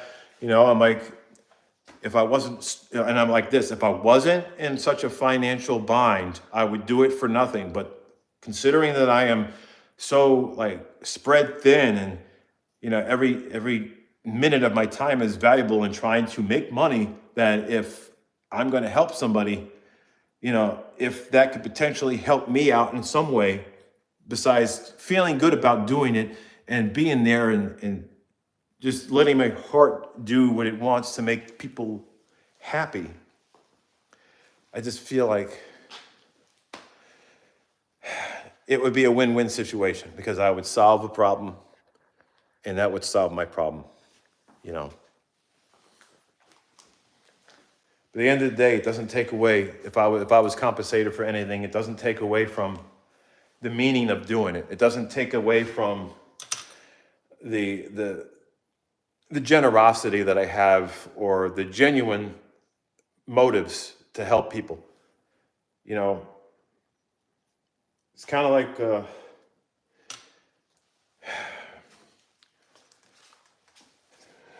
I don't know. I can't even get into this anymore. I need to get out of here. I'm gonna get upset because my expectations have not been met. This is the last time I'm doing a vertical live stream. I'm just gonna go back to regular live streams. I thought YouTube said they were promoting vertical live streams. Where you do a vertical live stream, they promote it in the shorts, and you get like a bunch of views from the shorts feeds. Because if they were promoting this in the shorts, based on my title saying like, oh my God, something terrifying is gonna happen, the terrifying truth coming out in 2026. I mean, who would not want to click on that to see what the hell's going on? I figured if that was popping up in the shorts feed, I'd be having thousands of people over here. But no, YouTube is fucking me over again. I'm going to delete this live stream when I'm done because I'm already having regrets starting this live stream because I feel like I've just broke. I had a streak going. I was going to see if I was going to go for a whole 6 months without uploading. I was going on this YouTube streak. I'm like, yeah, another day where I could prove some of those assholes out there wrong. I don't have to be so dependent on YouTube. I got a life. I got responsibilities. I got a real job, right? Because some people's like, get a real job. Yeah, I got a real job. It's my business. Even it doesn't, it's like this. Just because my business doesn't pay me enough to make ends meet, doesn't mean I don't have a business anymore. I still have a business. I just don't feel like I have a job anymore because when I think about having a job, I'm thinking about, well, I have money that comes in that pays the bills, and then I have money that's left over that I could put in savings for my retirement. I don't have that. I have money that's coming in, but there's more money coming out. And I'm seeing the money in the savings go down and down and down. And it sucks because the big chunk of it was taken away by a scammer, leaving me with a little bit left to survive on. I don't know.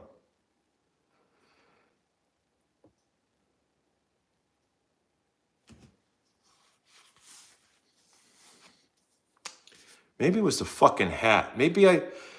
What about the videos? Is it the face? Is it my fucking mustache?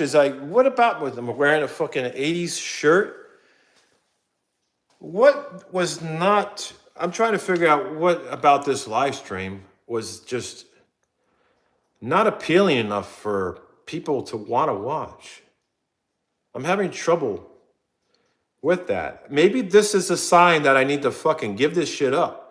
Just go members only. Maybe I'll just be a members only channel and say, fuck this, because,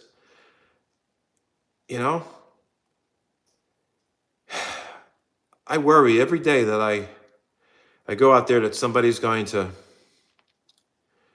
just judge me and bring up the paranormal shit. And then it's going to come around to haunt me when I find a success in a business. Say if I were to work in a restaurant or be part owner. Then you got somebody coming there, oh, you, the guy that makes the ghost videos. Oh, I bet the restaurant's haunted, huh? Nobody's going to want to come here. It's scary, they're going to get possessed. That kind of shit's in the back of my head. That kind of shit haunts me. And it's like, do I really want to deal with that? It's like I feel like every time I make a video, every time I do a live stream, I'm only digging myself deeper. And it's only compounding the problem. And when I take a break from YouTube, then I stress about having less income because I'm trying to, even though it's a couple dollars a day, it's better than nothing. And with my limited income from my business, it's like I need every kind of help I can get. I mean, I'm not lazy. I don't get it. What am I doing wrong? Why isn't nobody hiring me? What the fuck am I doing wrong? I have all the energy in the world. I have experience in electronics. I've been an electrician. I have experience with web designing. Yeah, I'm doing web designing for friends, but I just seem to have no clients.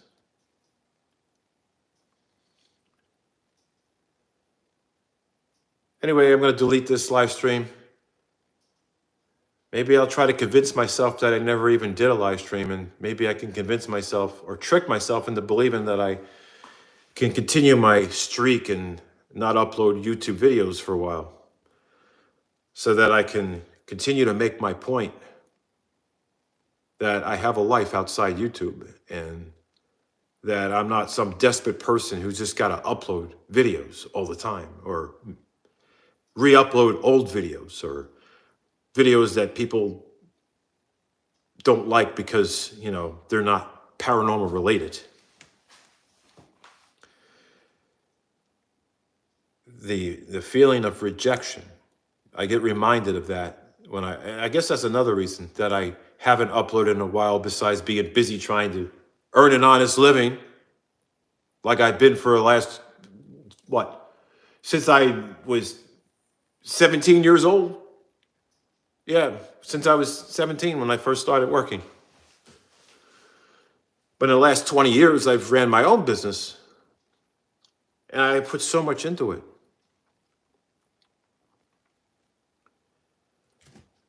And I'm like probably the only fucking idiot in this whole neighborhood that's like, or probably in this whole town, that is sitting in there or standing in their kitchen, live streaming on a platform, talking about fucking whatever.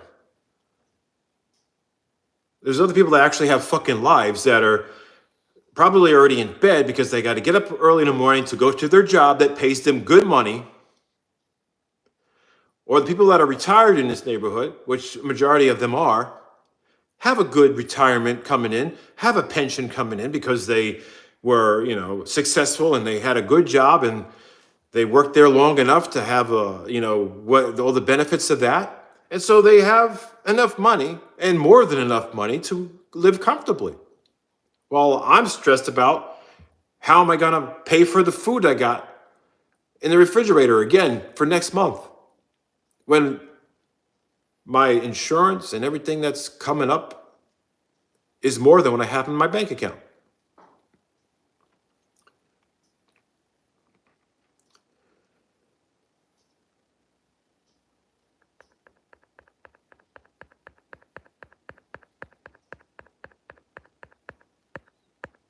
The hell am I doing on this fucking thing? Why the hell did I even do this? I just fucked myself over. I really did. I just fucked myself. I had a good streak going, man. I had a fucking good streak. I had it's been weeks. I mean, a whole fucking almost 2 weeks since I uploaded? It's been it's so long. It's why did I fucking stop my streak by doing a live stream? I delete it. I wonder, like I said, if I delete it, maybe it's it never happened. Fuck.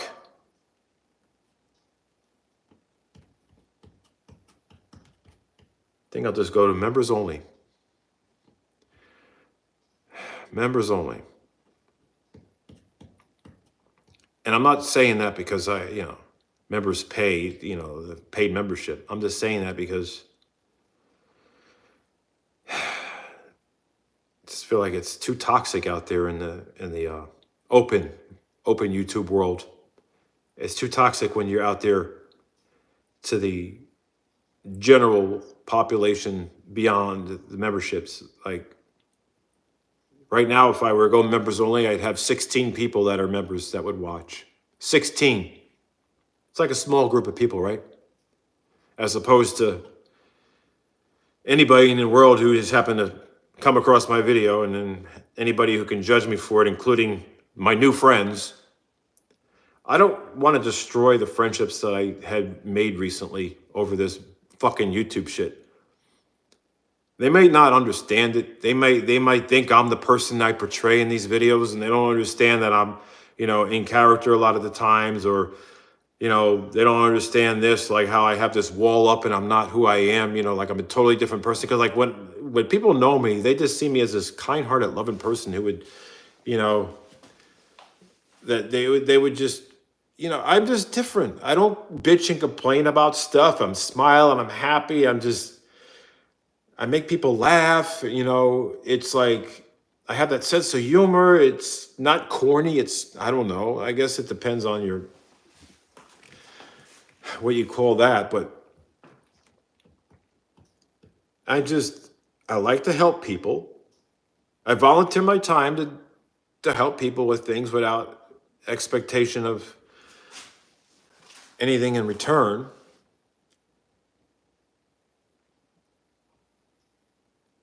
But the moment someone says they're going to pay me to do something, that's a totally different thing. The moment someone tells me hey, if you help me out, I'm going to pay you, the moment someone says that, then it's okay, well, it kind of changes things in a way, because now they've offered that up. It wasn't like I asked for it.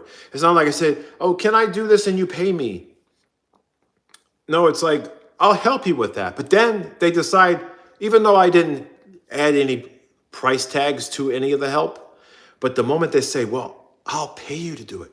And I'm like, well, I was prepared to do it for nothing, but now they said they're going to pay me. And the moment they said that, it changes everything. And then I focus all my energy into getting that particular thing done because now I'm being paid for it so that I could afford to pull my time away from every other thing that could make me money, because it may not involve me being around people that I care about. It may be, an obligation with a company or doing odd jobs.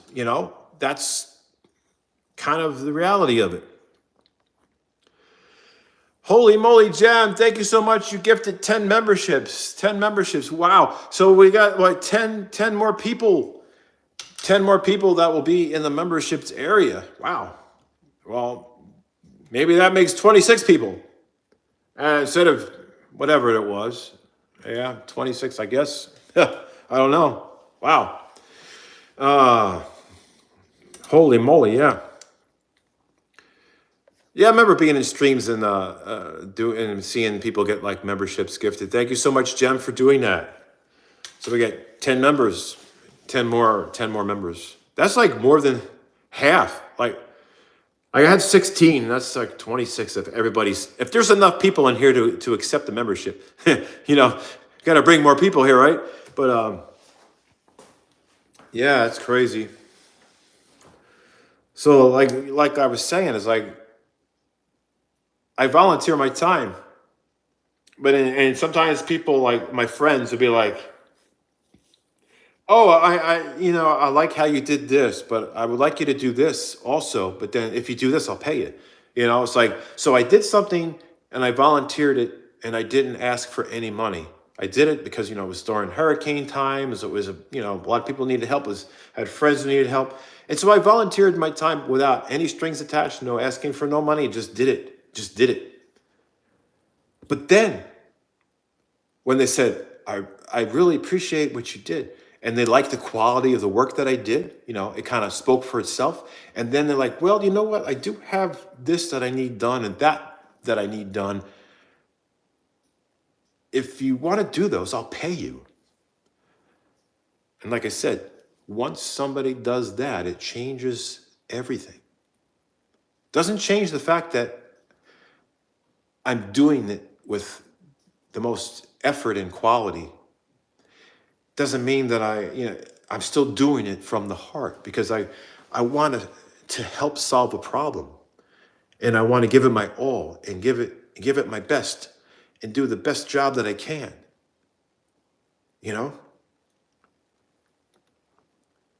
Even if, say, someone was paying me half of what they would pay an electrical contractor, I'm thankful for that because it really helps. Everything helps. But it just feels good to help people. And that's what's been happening. Like, I'll volunteer my help. And then later on, they want me to do something else. But the moment that they ask, it's different. It's like, very seldom do I have friends who say, oh, can you help me with this for free? Because a lot of times, like, when I see what's going on, I'm already like volunteering to help before they even ask. I'm already there volunteering. I'm like ahead of the game, right? So a lot of the times, if somebody does ask me, they already kind of volunteer to pay. And it's usually the people that I've already volunteered to do things for free in the past. And, like they were happy with the experience, I guess. And it's kind of like with the web designing. I guess maybe a part of me is like, well, I did a website from my friend, and I'm promoting their business, and it could be maybe I could be part of that business if I sell my Tesla or if I get a grant, or maybe I just keep volunteering, and if their business does well, maybe that turns into a paid position. It's another potential. It's another thing. It's like, I know it's a risk that I'm taking.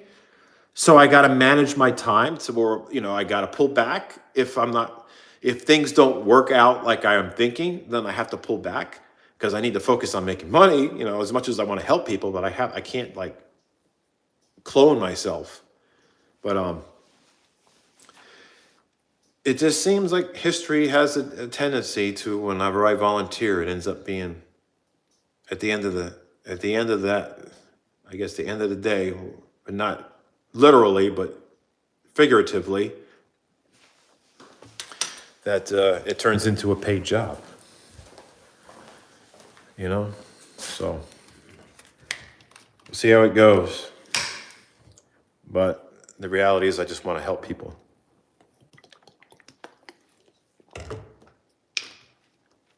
And trust me, if I had enough money in the bank and I wasn't scammed out of all that money, I'd be helping people again. I'd be going and there's still work that needs to be done with the hurricane relief, and there's help that needs to be, people need help in California with relief there. People need help there. What's going on with the fires? There's like so many things happening. People need help. And I want to be there to solve that problem for people. I want to help people, Pastor Rick, thank you again for the blessing here with the super chats. It really does help. I mean, that generous $10 that you send, even though YouTube takes probably about 40% of that away, even though, that generosity, so the $6 that I get out of that 10, I tell you, it means a lot because, it's coming from your heart. It's, it's something that you went out of your way to do, to make a donation like that. It really means a lot. And during this time of my life, $6 means a lot more than it used to mean, when I was making a lot of money.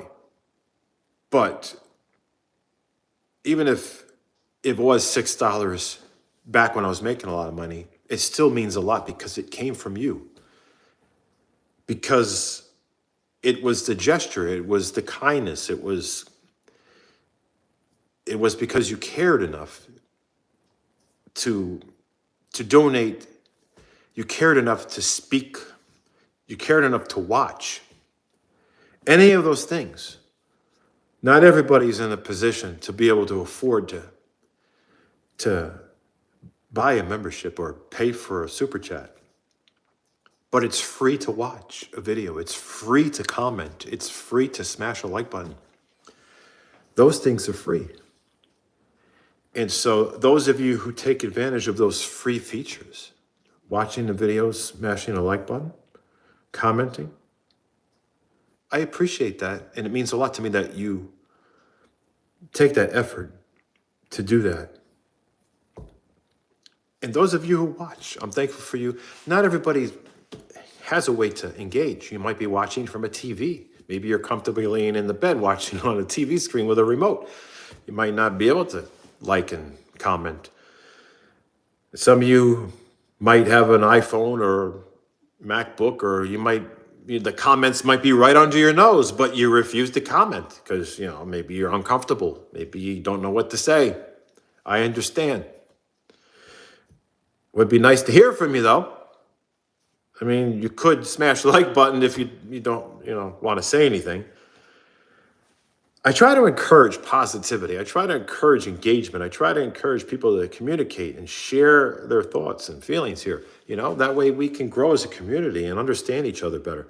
Because I really want to get to know everybody so that you get to know me better, because I feel like it's like if I'm in a room full of a bunch of strangers, like if I walk into a room and there's people there that I don't know,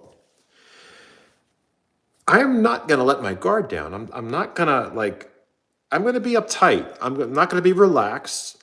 There's going to be a sense of awkwardness. There's going to be a sense of social anxieties. There's going to be some uncomfortable feelings. It may take time for me to get over those. But when I get to know everybody, then I become more comfortable. I become more relaxed, and then I can let my guard down. And then, so then my real side starts to come out. my real inner personality. And so with YouTube, I feel like, being there's so much lack of engagement here with everybody. I mean, those of you who are engaging, I'm thankful for you. But having like over 200,000 people subscribed and only like 30 people watching, it's like some people don't even care enough to click on a video when they see me. It's like, wow, I guess your life is so important that you don't care to even watch my video. I know some of you may be busy and you can't, but when I look at the numbers and I'm thinking of how many people are subscribed versus the viewership, I'm like, this doesn't seem right. This doesn't seem, it's almost like living in it's almost like if my house was made out of cardboard, but painted on the outside to make it look like a real house, to make it look exactly like the house it is now, but all painted on the cardboard. And when you go inside, you're just inside a big cardboard box. It's an illusion. On the outside, it looks like a real house. On the inside, it looks like a bunch of cardboard, right? And that's kind of the analogy I have for the way this YouTube is. It's like you see 240,000 subscribers. So it looks like a big channel on the outside. You're like, wow, that's a big channel. This guy's got 250,000 subscribers. Man, he must be doing well. He's successful. He's like, that's a lot of subscribers. He's probably making a lot of money. He's getting a lot of views. He's getting a lot of people like watching videos. It's such a false impression because when you get on the inside and you see past the amount of subscribers, you see past that number and you see the reality. 30 people on a live stream. I might get 30 or 40 comments in a video. Maybe 500 views overnight.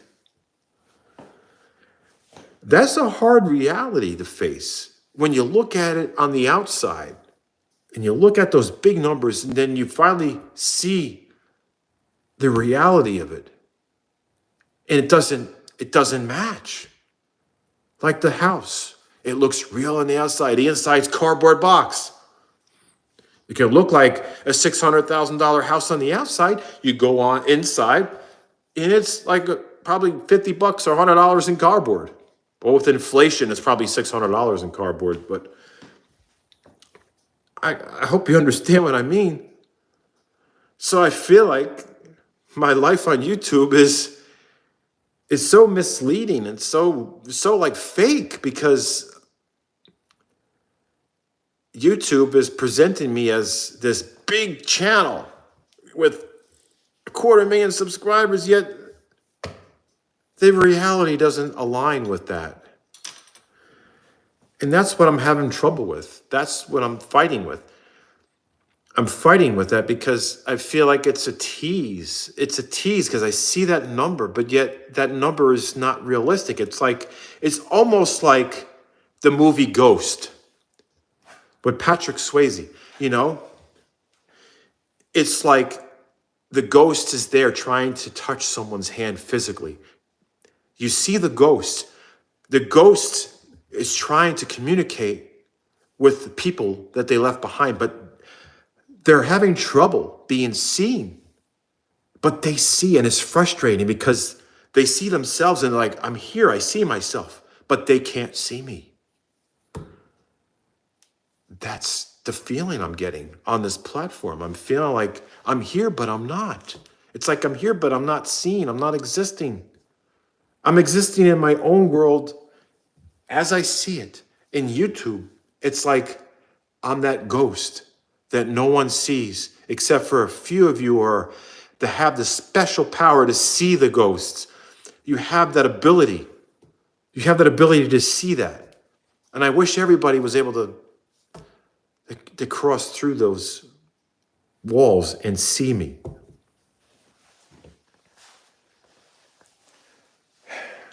Now you understand why I'm having these, why this is taking a toll on my mental health. Because you see how deep I'm into this? This whole YouTube thing is my life. It is. It literally, look at it this way. 2007. How many years is that? Go back to 2007. That's when I started. That's when my life changed. That's when I was doing so many things in my life that I never thought would ever be possible. The fun times I had, the friends that I made through YouTube. I've made long-lasting friendships. Because of YouTube, I've met people that turned into actual friends who actually moved in with me. Friends who had started a life where I thought I was going to have someone to die with, to live and grow old with. But YouTube had other plans, and somehow YouTube destroyed that same friendship, that same relationship. YouTube created that, and then it took it away. It's not fair. It took it away. It's like it gave me that like taste of the freedom. Like I was almost on the path of selling my business and going full-time YouTube, because I was at the point where it was actually starting to make some money. And then it just took a big plunge. And I said, well, good thing I didn't sell my business. Oh, that would have been a big mistake. But I was like so geared up to be like full-time YouTube, like a lot of my friends are. Like I got friends who are into this, they got millions of followers. Like my other channel has like 3 million, might have 2.5 million subscribers. I haven't uploaded a video on that one in 6 months. I don't have that motivation anymore. And the last time I uploaded a video on there, it actually ruined the channel. Like, I don't know. It's like, well, don't even bother. Just leave it alone. So that's my situation there. I was going to go walking, but I don't think that's working out. Let's see. He said you have to believe in yourself. There you go, JC World. Yes, believe in yourself. You don't post consistently. Yeah, I know. Because of the fact that when I was posting consistently, it just wasn't working out. Like, the problem was, I felt like I wasn't contributing enough value to YouTube to be worth anybody's time, like to be worth my time uploading and taken away from time trying to make a living. It was I got to run a business. I may be running it to the ground, but I've been job seeking. I've been doing side hustles. I've been, doing side jobs, but they're, it's still not covering my expenses. But I know consistency it's hard when I don't have the content to deliver. If every day that went by, there was something that was view-worthy, something that was actually interesting enough to be shared on YouTube, I would have a video uploaded every day. But nothing happens in my life other than me at the computer doing the web designing, the marketing, and me going on the walk in the neighborhood, applying for jobs online, doing odd jobs, helping people out, volunteer my time. None of that really is entertaining enough. And I'm not going to be recording my friends and putting them on YouTube when they're not part of YouTube, and it's not fair to them. So that's the struggle I'm dealing with. I know consistency is very important. And I would, like I said, I would upload every day if I had content that was worthy enough to be watched. This live stream is probably not, I don't even know why anybody's even watching the live stream, to be honest. Like, it's just me complaining about the world possibly coming to an end and complaining, just me talking about how I might lose my house and the financial worries that I have. And I'm like, of course, I shared some positive things about the possibility of, opening up a business with a friend of mine. But for the most part, it's like I'm so wound up tight with stress. In the moment I went live, it's like, and I see the reality of my channel dying, it feeds into my negative energy. And then it changes the trajectory it changes the direction of my live stream. It literally does. The moment that I face the reality of it, it changes the tone of everything.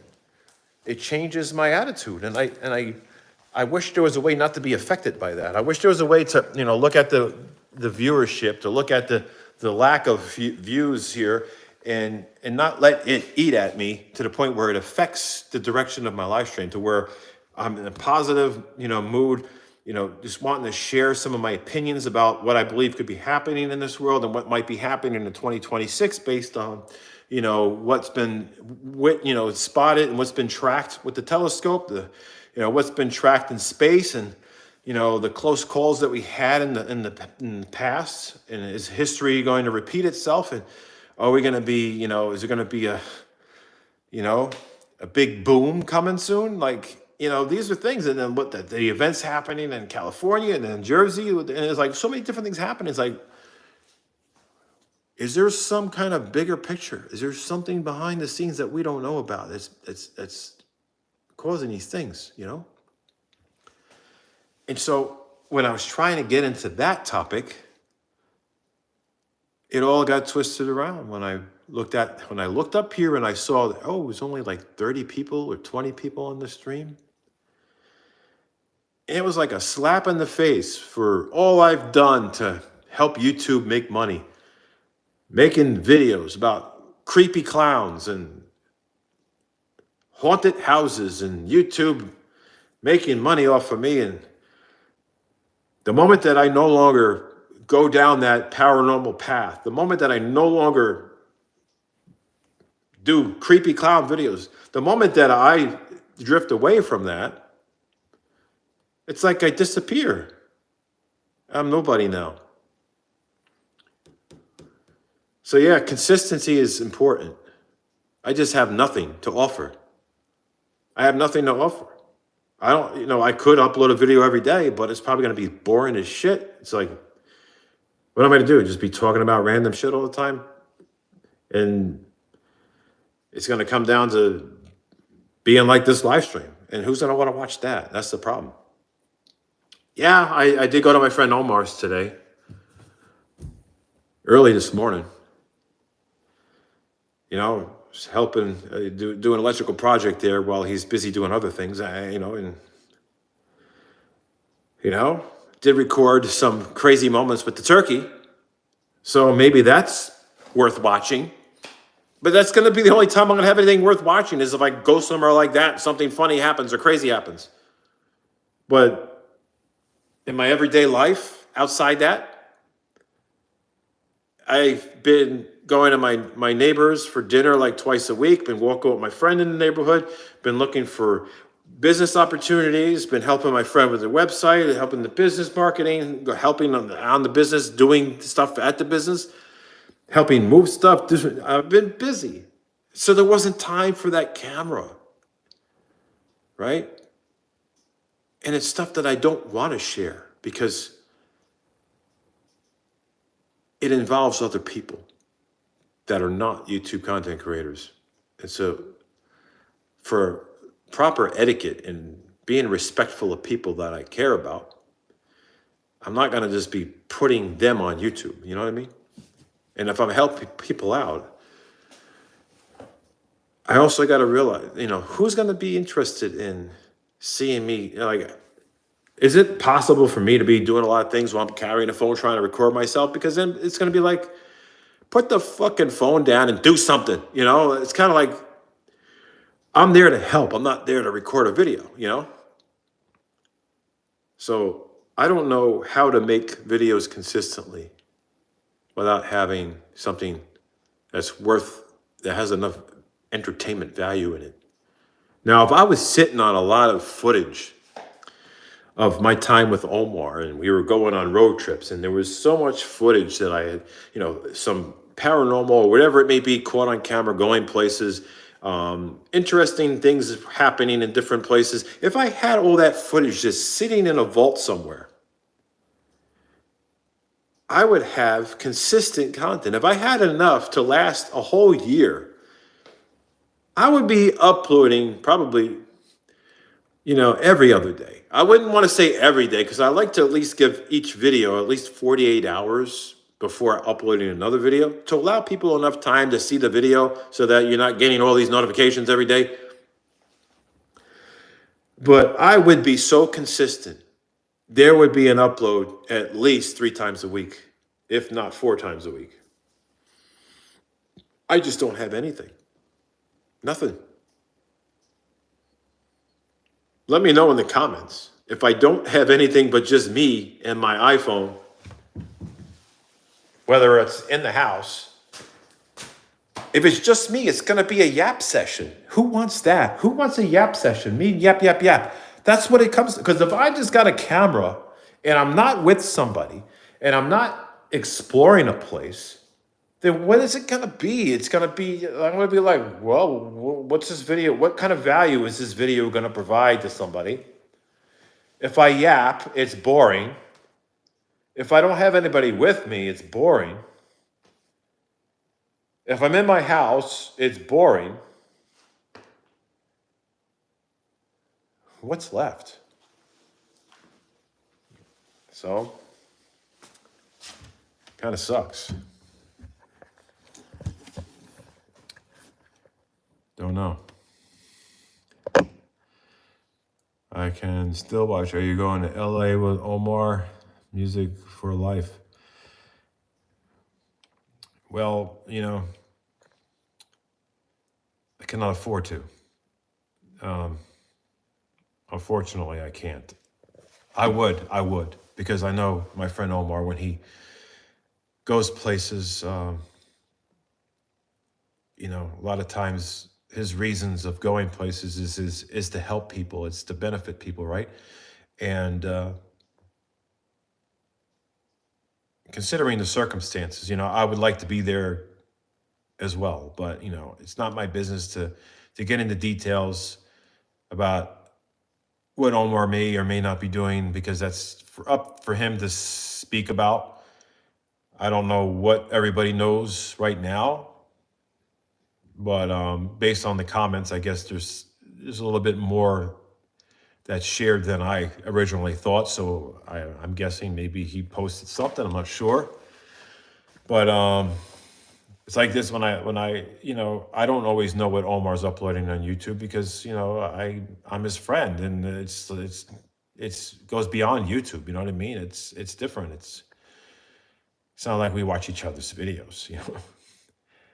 I mean, I'll get a message from him on my phone, or maybe I'll might randomly get a notification from one of his uploads, but sometimes it's not until weeks later that I'll get a notification from one of his videos, and then it's like weeks old. So it's not like something that's currently happening. But then again, I never like to pinpoint a date on anything, because the way time is, it's like if I try to associate a specific video with a specific time, then it's like it doesn't do the video any justice. Like if I recorded something 2 weeks ago and I go ahead and mention the date from 2 weeks ago, it's like, okay, that's an old video. Why do we want to watch something from 2 weeks ago? Even if it wasn't uploaded yet. I have some footage that I recorded back in December, but December's over with. They're like, well, who's going to watch a video in December when December is come and gone? And it's never had a chance to upload it. So it's like, why even bother? Then it's like, well, it wasn't anything entertaining anyway. And then some of the videos, it was me at my friend's party, but it was just like videos that I share with my friends personally. It wasn't something I was going to put on YouTube anyway. So I don't know. I don't know. Let's see who else is going there. What about looking in town history and do more ghost walks? I love watching stuff like that sometimes. Yeah. I just wish I can do that with somebody. I don't know, because I feel like if I had someone with a camera and we can change I guess point of views, like between cameras. I mean, I'm going by example of like when Omar and I make videos together, it seems like my videos do really well. I think that's the only time my videos do well, is when I do videos with Omar, because I'm in a better place emotionally. I'm happier when I'm around my friends. It shows in the videos. People see me smile. People see my other side. The more people see a side of me that's more true to who I am, and that comes out when I'm with Omar. Even some of my friends, my friends that I know here, my good friends in the neighborhood, that side comes out of me. But they don't make YouTube videos, so you know nobody's going to ever have the opportunity to see me with them because they're not part of the YouTube thing. So it's unfortunate that I have limitations like that where I can't bring, you know, certain things to YouTube because, you know, there's a side of my life where I have a lot of friends who have no interest in being on YouTube, some who don't think too highly of YouTube. And so it's like, I'm not even going to go there. So, just do what I do, just spend time with friends. Yes, Omar is definitely a very positive person. So that does rub off on me. And I feel like I need to be around positive people more often. I would go on these road trips with Omar if I could afford it. But as you see, my YouTube channel is not doing well. And I cannot go to, like, say, California or New York or all these places with $2 a day on YouTube. It's not going to happen. I'm going to need at least $1,000 just to travel and pay for accommodations and things like that. And that's not happening on YouTube. Like, there was a time where, yeah, I was able to do that, and YouTube made it happen in one day. Yeah, $1,000 in a day was easy money back then. Before the pandemic, I was making pretty decent side money on YouTube. It really helped, but my primary business was making a lot of money. My primary business is what took care of my bills, and I was just putting YouTube money into the stock market and investing it. But yeah, $1,000 a day, that's a thing of the past. Don't see that anymore on YouTube. That's so long ago. I think that was 2000, maybe 17, I think is the last time I saw that. And that was on a lot of my faceless YouTube channels, because I've had faceless YouTube channels that were doing so good. It was doing so well, and then they just dropped. I don't know what happened. They dropped. And nobody knows about it because it's like, that was the whole idea of having faceless YouTube channels, that nobody knows it's me. So I'm not judged by the success or failure of such channels. Like, there's no association, because people hear a voiceover. They may see, like, when you watch those police chase videos and things like that, you don't know which one might be from me. And think about the views that some of these videos get. You don't know, right? So some of those videos could be from me. I'm not saying, but there was a time where I was getting a lot of views on some of these faceless YouTube videos, and they were getting like over $1,000 a day. And so I was thinking, oh, well, I could turn this into something big, invest the money. I've always found a way to make things work. So I figured, why can't I have that success on my other YouTube channels where I actually have my face, so I can, at least engage with the community that's supporting the channel, and they get to see who they're supporting, instead of like not knowing the mysterious voice behind.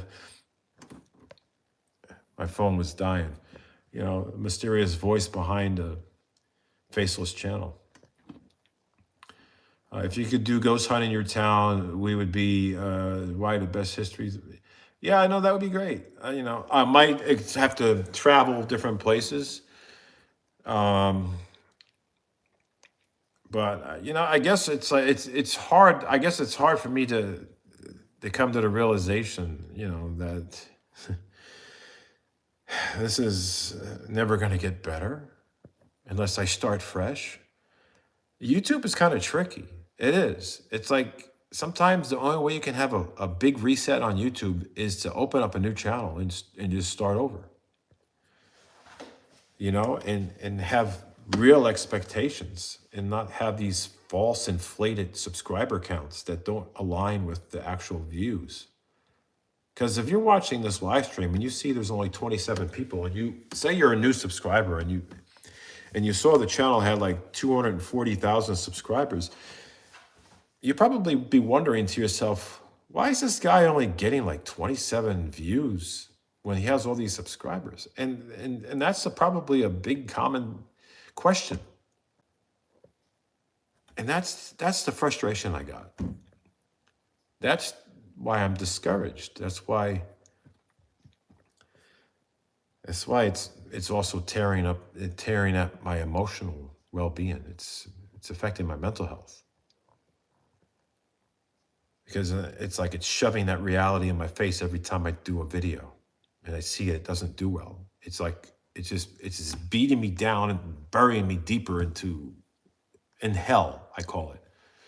As much as I enjoy uploading videos and engaging with everybody, the fact that it's not working out like it should, it hurts every time I do a video. It's hurting me emotionally. And the thing that was worse is when I shared that paranormal type content that resonated with the paranormal community, that just acted as a catalyst. That just made that problem even worse. That amplified those negative feelings I had. That just compounded. It made it just to the point where I felt like I was just going to have permanent emotional damage. There's going to be no turning back, and there's going to be no recuperating from it. And so that's why over 200 videos disappeared. You're probably wondering, what happened to that video of, I thought there was like a ghost and there was a chair flying, or there was this flying, this moving, that moving, haunted doll, whatever. It's gone. It created too much, I don't know. It was like, it was a recipe for mockery. It was a recipe of people mocking me. It's like, it gave people the fuel to mock me about this, or to, call me out on something they don't believe is real, and people were just taking it the wrong way. And I felt like it was how I was coming off in those videos. It just didn't align with my moral values when it comes to religion, because I felt like I was angry. I felt like I was cursing a lot. I felt like I was yelling at walls and just trying, I have a lot of religious friends. And so I feel like if they saw me doing videos like that, they would disown me. Like, they were like, I don't know this guy anymore. After seeing that video, I'm just staying away from him. I don't want to get possessed, or I don't want stupidity or whatever it is to, I don't, not everybody's going to believe what they see. And if they do believe it, they're going to think, I'm dealing with the devil. So that's my struggle. I don't know. I got to just spend this last 2 hours updating my friend's website for their business. But here I am, just beating myself down more to the ground, facing the hard reality that I'm never going to get anywhere. I'm further, deeper buried into the hell that I've created, all because I decided to entertain the paranormal community and draw the wrong kind of attention by entertaining the paranormal community. Although I have a lot of respect for everybody here, including the people that are invested in the paranormal content, it just upsets me that, things went in the direction they went.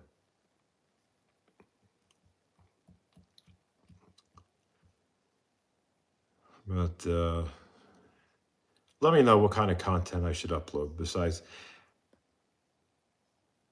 I know you want to see me explore places. You want to see me with my friends. But on a more realistic side, with some more realistic expectations in the meantime, based on what I'm able to do, what do you think I should upload that would be even worth your time watching? If it involves me not being able to travel anywhere, if I am pretty much within my own community, what can I upload that would be interesting enough?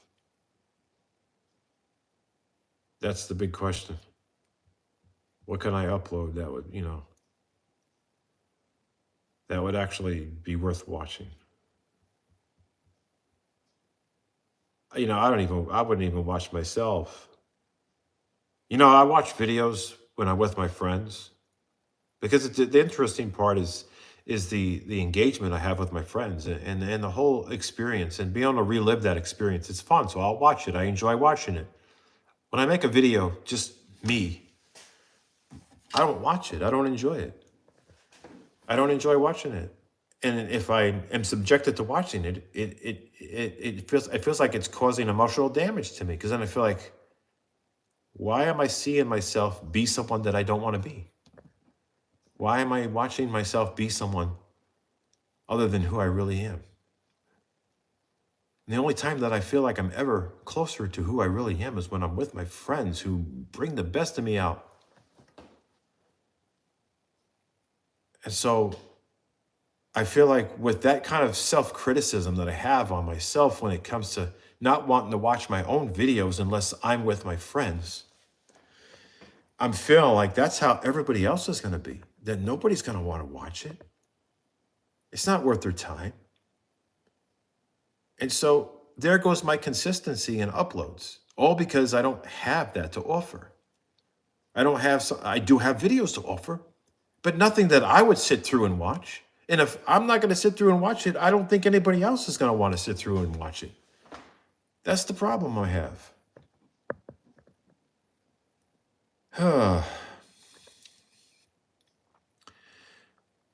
It would be great if Omar and I did a live together, even if we're on different time zones. That would be great,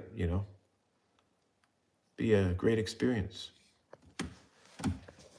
Either virtually, like I could do lives where somebody could join a live by remote, or we do a live while we're together in person doing a live.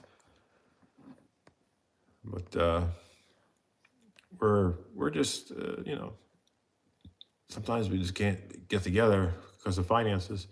Lady Divine, hey, how you doing?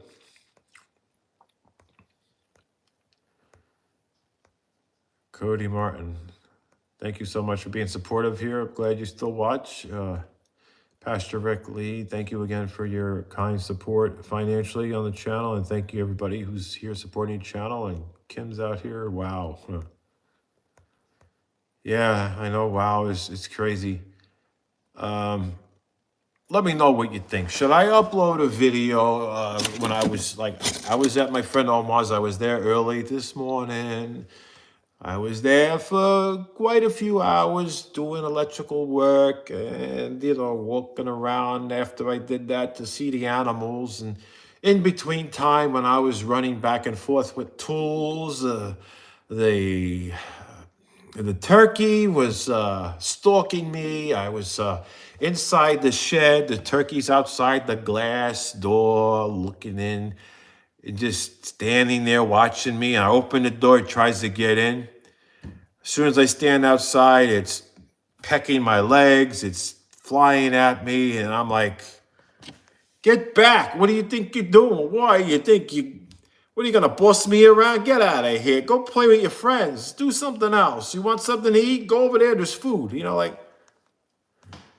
The turkey was being crazy, and I caught it on camera. I put my foot up in the air, and I just pecked the bottom of my shoe. As soon as I lift my foot up, the turkey attacked my foot. It just flew at it. I'm like, okay, whatever. Hey, you got an attitude problem there. But yeah, that's what happened. I'm like, God, and that turkey, it's like, it was doing that sound. And the feathers started to fluff up. And after the feathers fluffed up, it started to run towards me. I'm like, I don't got no food. What do you want? What do you want from me? Man. Say that's funny. You could do a cartoon skit like that. I'm telling you, it is crazy. Like, and the crazy thing is, like, it's like, as soon as I go into the shed, the turkey starts running towards the shed, and then it stands outside the door waiting. It's like waiting there, waiting for me to leave.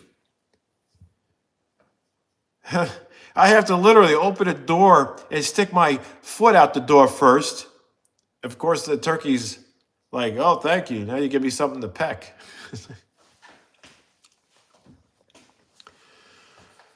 Oh, man. Yeah, I'll edit that video and I'll probably upload it tomorrow. I do have to go help out at the restaurant, and I got to still help my friend Omar with some more electrical work. So, it's stuff I'm doing.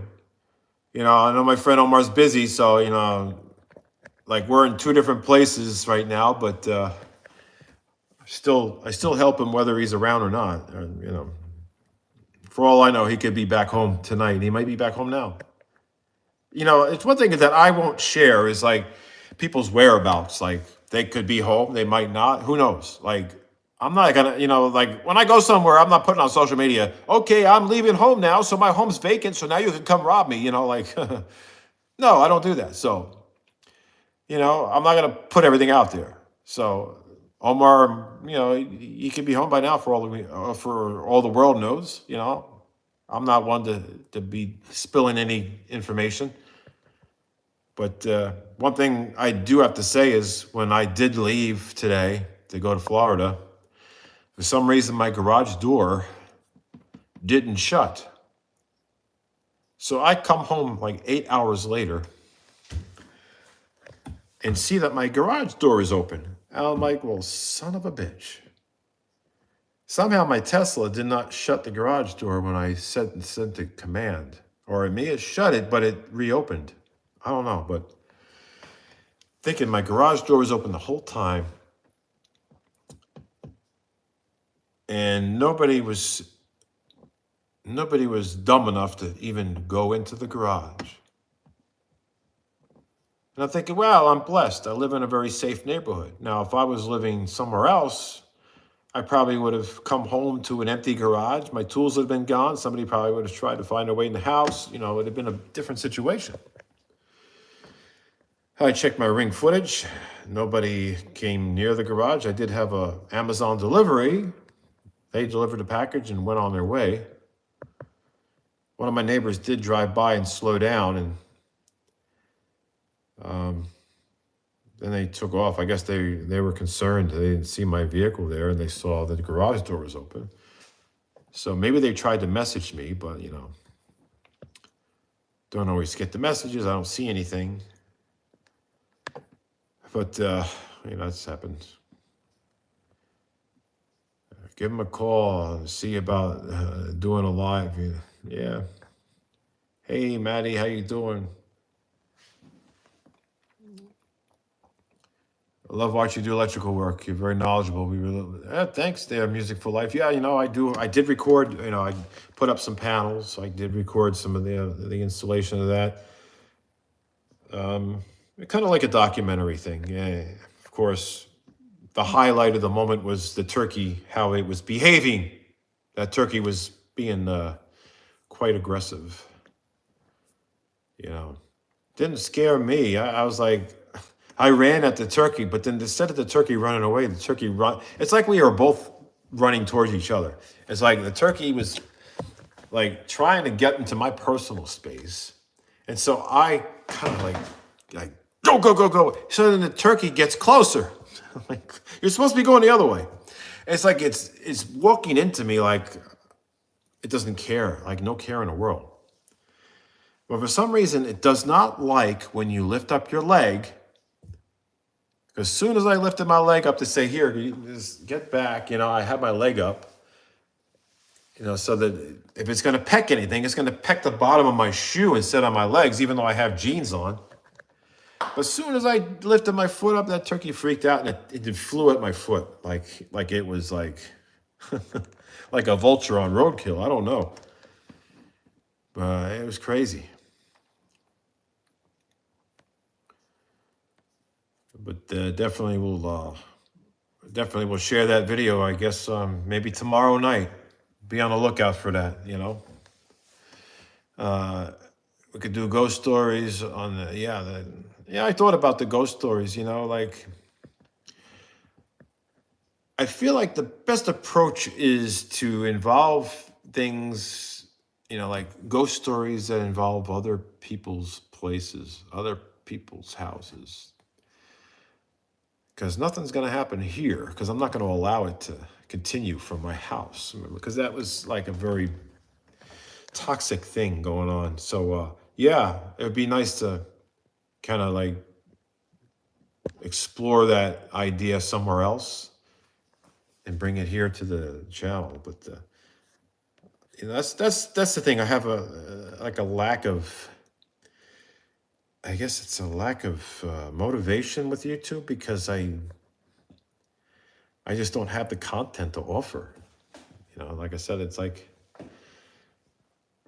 if I don't want to watch it myself, who else is going to want to watch it? Like if I record a video of me walking and sharing maybe a few pieces of nature, it's like, I don't know.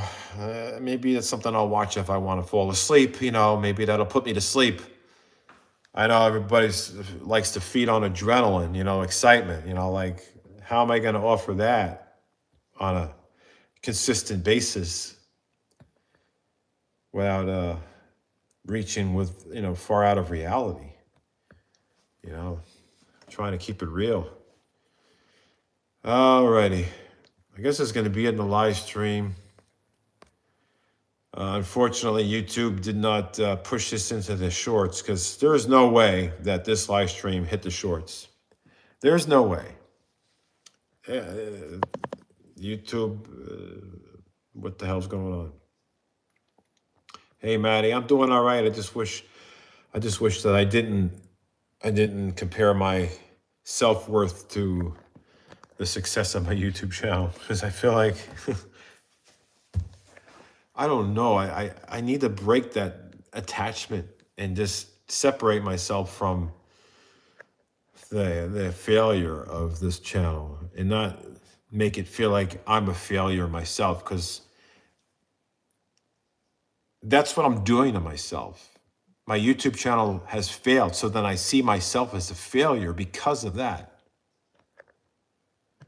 If my YouTube channel was successful, then I would see myself as a successful person. But I don't see myself I just see myself as I see myself as living in a what kind of world am I living in? It's not even a real world. It's like I'm living in this false sense of, I live in an illusion. It's an illusion. People are misled by, misled by how I appear when it comes to success. People, they see my home. They're like, wow, you got a nice home. You must be doing really well. Wow, you got a nice vehicle. You must be doing really well. You have high-end appliances, high-end this, high-end that. You must be doing really well. You got solar power. You got solar battery backup power. You got all this. You must be doing really well. The thing is, I'm not doing really well. But all those things make it appear as if I am doing well. You get what I'm saying? It's like it's an illusion. So I feel like people, like when I'm invited to these events, like I have neighborhoods, like in this neighborhood, there is poker night where, I have friends that invite me to do poker. And there's a buy-in price. It's like $25 to buy in, right? And people like, yeah, in the neighborhood, a lot of people retired here. Yeah, $25 is like nothing to them. I'm in. They're in. They go play the game. They're in, no problem. And a lot of people have smaller houses than I have. Their house may be maybe half the size of mine. And, just because they may have less of a house doesn't mean they have less success, really. Thing is, all those people have no problem forking up $25 and going to a poker game. But me, having one of the bigger houses in the neighborhood, having one of the most expensive cars in the neighborhood, I can't even afford to go to these things. Like $25, like I can't. And then they're looking at me like, I can imagine if I said I could not afford it, they'd be looking at me like, well, how can you not afford $25? Like, I just saw your house. I just saw your Tesla. Like, and you got solar panel on your roof. You got you got battery backup. You got all this. Like, your house is beautiful. Like, how can you not afford $25? Like, I don't even say that I cannot afford it. I just say I can't go. I have other obligations. I'm not able to make it. I can't do it. Whatever it is, I have other obligations. I cannot go to the poker.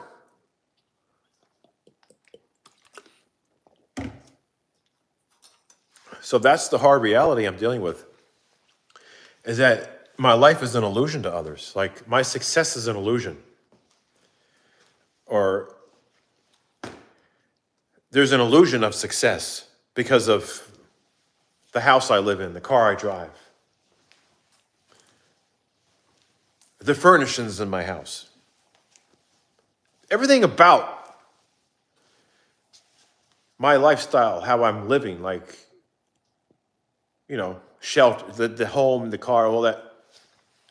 It's an illusion that I am successful. But like I said, it's the cardboard box thing. It's like the outside is different than what's happening inside these walls. It's like I'm piss broke, barely getting by, don't have enough income coming in. I think I made $11,000 for the whole year. That's not a lot of money. Trust me, that's not a lot of money.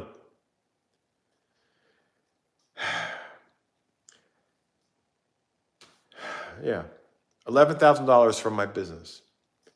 And then I made maybe $3,000 or $4,000 selling crypto. So what does that come to, like 15,000? And luckily I did sell crypto, because if I didn't sell crypto, I would have not made enough to qualify for subsidies for my health insurance. Then I would have lost coverage. Then they would have pushed me to Medicaid, and then Medicaid would have denied me because they say, well, you have too many assets, even though they're not liquid assets, because it's cars, it's the value of my assets that I have that are not cash. It's just property. That's the problem. They say you can only have so much. Like, my retirement would screw me over. Even though I was scammed out of my retirement, I think you can't have more than $1,500 in your savings, otherwise you don't qualify. Whatever it is, some ridiculous number. I'm like, well, even though I was scammed out of hundreds of thousands of dollars from some scammer,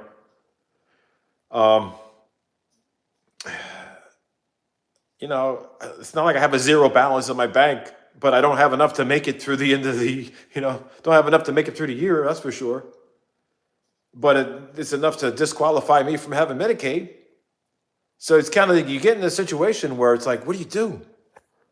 So I'm thankful that, like my CPA told me, it's like, if I didn't sell my crypto, I would have lost my benefits, my health benefits. I'm like, well, damn. They said I would have had to, sign up for Medicaid. I'm like, well, damn. So now I feel the pressure to have to make at least $15,000 a year to keep my coverage. That's the problem that I'm dealing with. Because, with me having to go to the cancer centers how many times now? I can't even, it was like $17,000 in medical bills, and the health insurance paid like 95% of it. And I was like, thank God I had health coverage. If I didn't, I would be screwed. I would have nothing left. Nothing. Zero. Already. And so I cannot afford to lose my health coverage because there is ongoing treatment going on with me, for certain things. And I'm not getting into details of everything going on with the medical side of me for HIPAA reasons, yeah, I'm that guy. But, other than I'm healthy and everything, it's just that when you're in your 50s and you have high blood pressure and, you got some issues with your heart because of something that's hereditary, you can't go without health insurance. You got, it's expensive. You go to the doctor, it's crazy. So I can't lose my benefits. I cannot afford to lose that. And I cannot afford to pay them either. If I had to pay cash, I wouldn't have the money. Whew. So you see the catch-22. That's the catch. So keep in mind, it's just an illusion. Did you hear about the fire? Yeah, it's just sad there, Maddie. I have some friends that are going there to help out with that situation there, helping out. I wish I could be there myself. I just cannot afford, the travel to go there. If I had the money, I would. I just don't, so I can't. I'm not in the financial position to do so. And I want to have friends come visit me too. Because some of my friends, they wanted to come visit and they cannot afford to come visit. And I'm like, well, I cannot afford to go visit either. And I can't even afford to have them travel here. If I used to be able to pay for my friends to come visit. I had friends from Canada that would come visit me and I would just pay their flights to come here. It'd be like 5 people, 4 people. They would come fly in from Canada. No problem. I would pay like $2,000 in their flights. No problem. It was not a problem at all. Just can't do it now.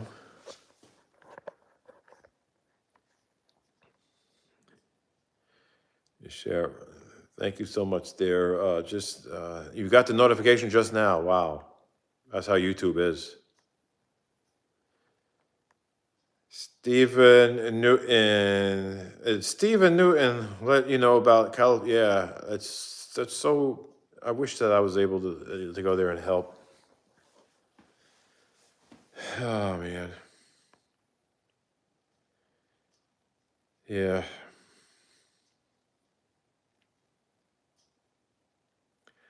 Hi Bobby, wondering how you was doing. Lots of prayers. Thank you so much, Audrey Parks. Thank you guys. Share this video, share this live stream for what it's worth. I feel like this is one of those things. Remember our last live stream, I deleted because I don't know. I don't like keeping these verticals up unless it's positive. I just feel like I kind of went all over the place tonight in this live stream. I went from happy to mad to sad, all in one live stream. And I don't want to be reminded of that. And I just feel it's distasteful to have this kind of content there. I just want it to be positive all the way through. I want it to be exciting all the way through. I don't want to just, complain about things because we all have problems. We're all dealing with problems, Life is not perfect. Just because I complain about something or maybe voice my opinion or feelings, and it may be something that's negative going on in my life or my worries about my finances, doesn't mean that I think I'm the only one, because it's not true. I don't think I'm the only one. But I am one of many. And since it's happening in my life, it's affecting me emotionally. So I'm going to express those feelings. Just because other people are dealing with it doesn't take away the validity of it, that it's happening to me too. And everyone else is entitled to share their feelings about it. You know, if they're stressed, if it's affecting them emotionally, if it's weighing them down, they have every right to share that. But not everybody has a platform or has the willingness to go on a platform. Not everybody likes YouTube, or some people don't even want nothing to do with social media. For some people, it's toxic. It's just gossip. It's not something that they want in their life, you know? And I don't blame people that have that opinion about it, because, part of me feels like YouTube is toxic because of some of the people that ruin it for the people who want to have fun and have a positive experience. You got people that just ruin it for others.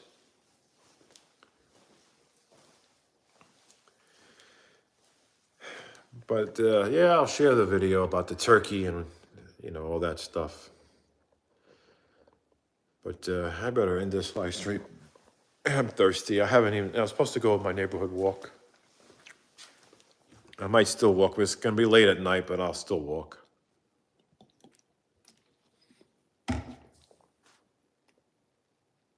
I don't know. That's what I'll do. I'll walk. I don't care if the coyotes are going to get me. I'll walk. If you saw somebody else like this, you would turn around and say what to them? You say, hopefully people will be more kinder in the community. I mean, in this neighborhood, people are really nice. But you have so many things happening. It's break-ins and people stealing packages and everything. I don't know what's going on with people, but I don't know if people are starting to act up because, we have this transition in leadership of the country, and some people are just getting all crazy about it. It's like, I don't know. I just feel like people are stirred up. People are just stirred up.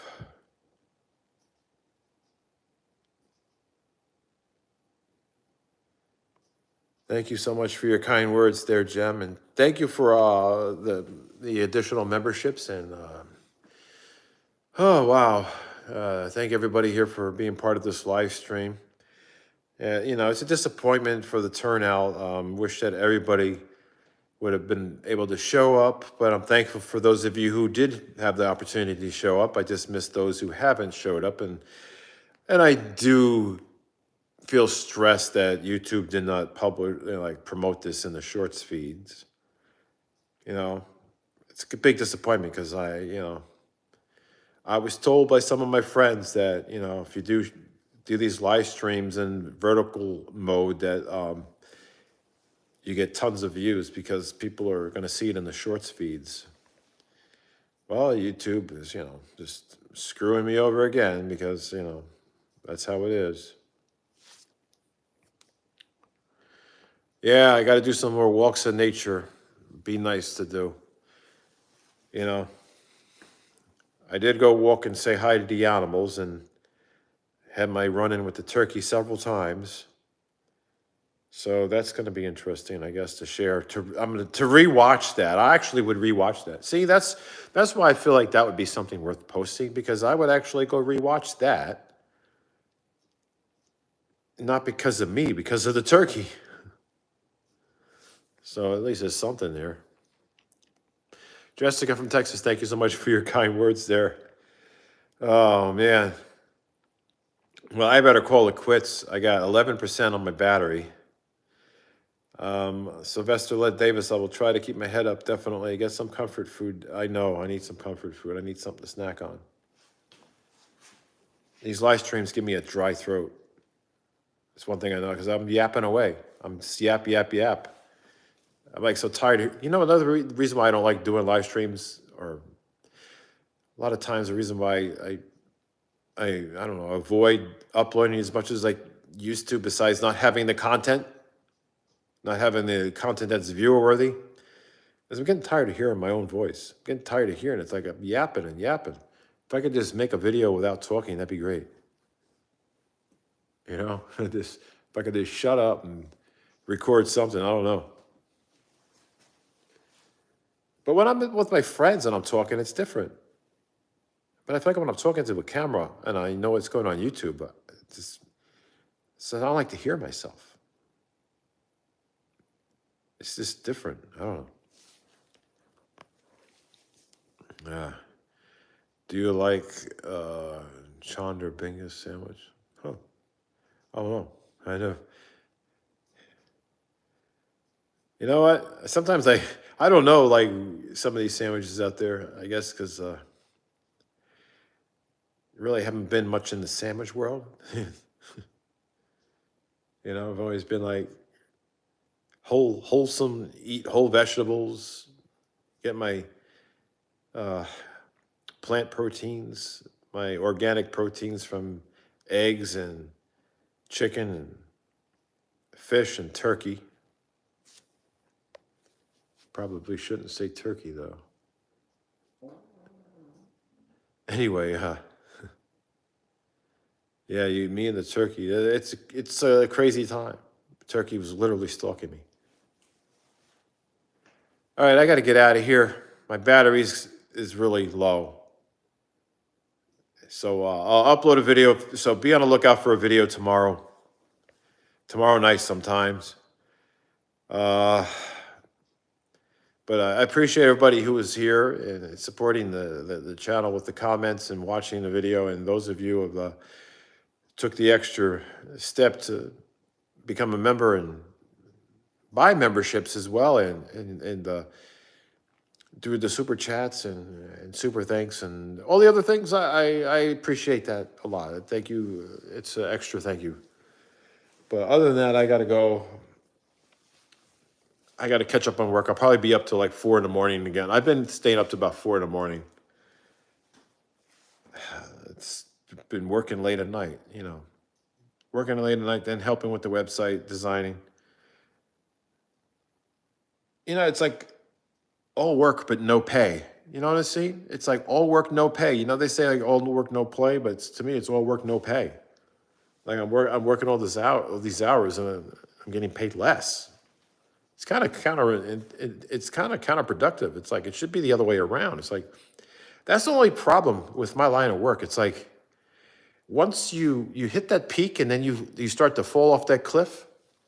It seems like no matter how hard you work, you can never recoup, you can never recover, you can never get ahead.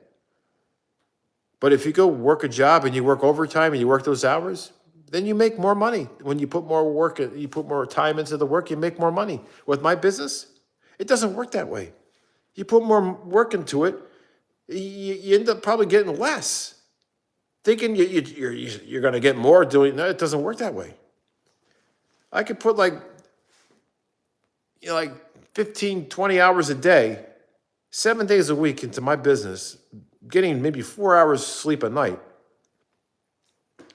and make less than if I worked 20 hours a week. It doesn't make sense. It's like you'd think you were gonna get ahead. If I would have put that many hours into, even if it was a minimum wage job, I would make a lot more than I would make now running my business if I worked 20 hours a day on 4 hours of sleep, 7 days a week. It's the reality of it. Just throwing away my time for nothing. Oh, boy. But God bless everybody. Take care. Be safe out there. Smash that like button. This live stream gets at least, say, 500 likes within the next, I guess, maybe 12 hours. Which usually, I used to get 500 likes in like 5 minutes. No shit, But if so, then I won't delete this video, this live stream, and it gives me the incentive. So hopefully that'll work out.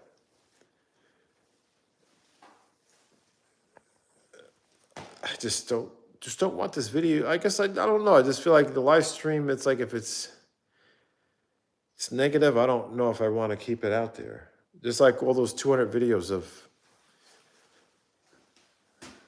what is labeled as, the haunted house videos.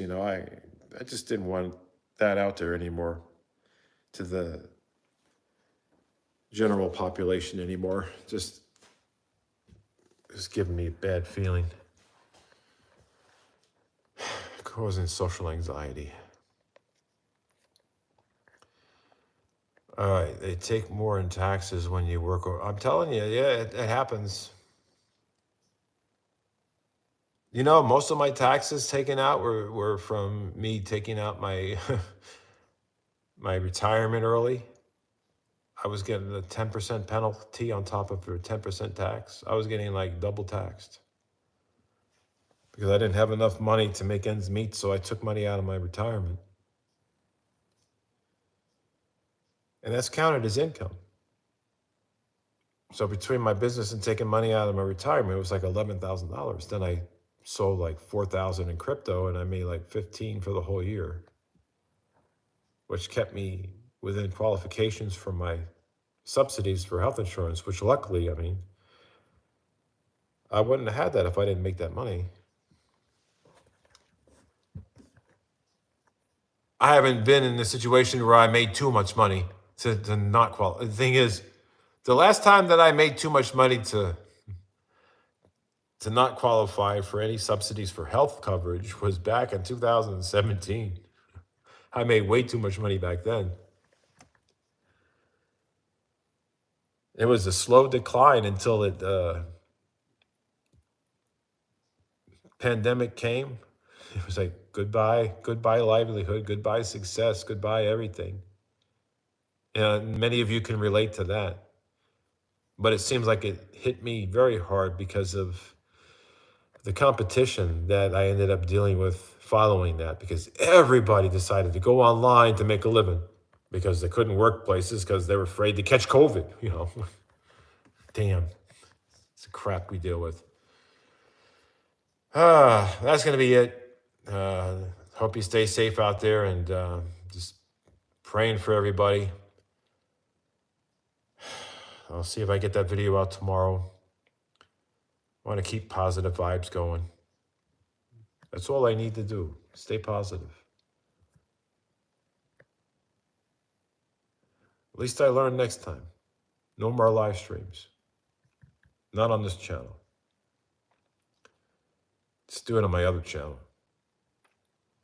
Do the live streams on Up to Speed Media. That's what I got to do. No more vertical live streams. It's a waste of my time. I'm not going to do YouTube any favors if they're not going to do me any favors. So that's going to be it. Signing out. Signing off. Take care, everybody. Be safe. Thank you for your kind words. But I got to go. I'm already doing emotional damage to myself by being on a platform that's dying, and I'm facing the reality of becoming a failure like my YouTube channel. You're here. That's the only thing that makes it worth making a video. It's because you're here, because of you. Other than that, to hell with YouTube. I just rather delete everything and try to make myself forget the existence and just remember the positive engagements I had with everybody here. I'll keep you notified, what my plans are. I plan on catering more in the members area because I just feel like I need to grow the members area for the plans that I have for my future. There's going to be a lot of things that I don't want to share publicly, and I'd rather share in the members area, and I feel like that's the perfect time to do that. I wish I can I know some of you cannot afford to be a member, but unfortunately the way YouTube works is when you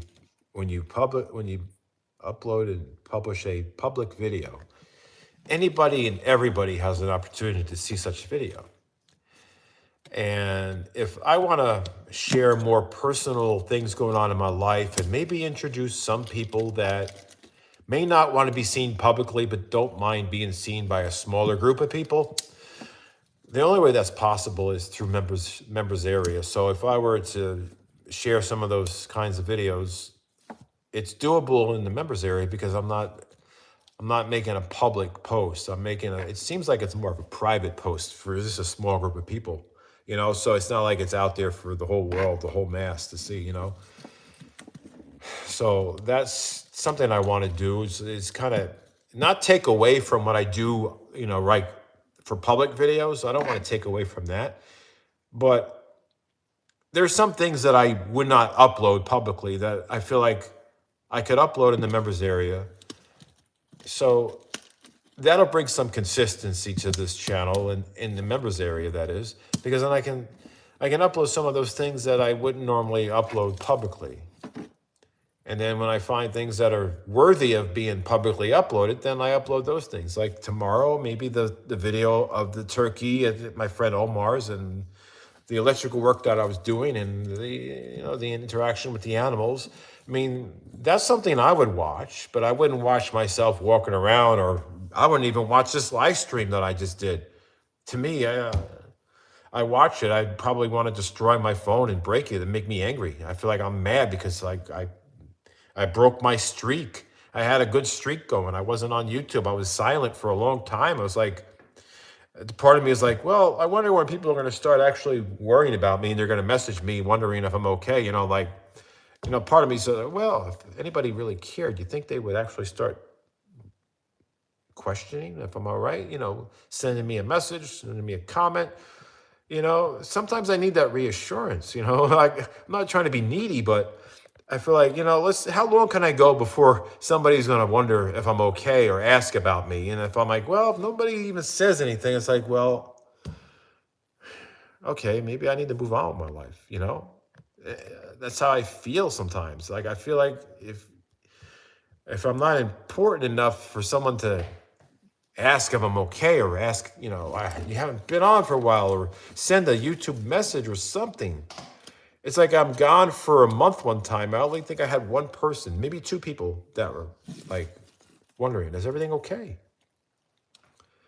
And it's kind of sad because I have people in my life that no longer talk to me, and it's heartbreaking, and I turned to YouTube more because I felt like I needed to find a way to break away from that isolation and loneliness and reach out to people and feel like I'm contributing to something positive. But then when I was going down that road of like negativity, because it was all that was appearing on YouTube, like everything about it was just bringing the worst of me out.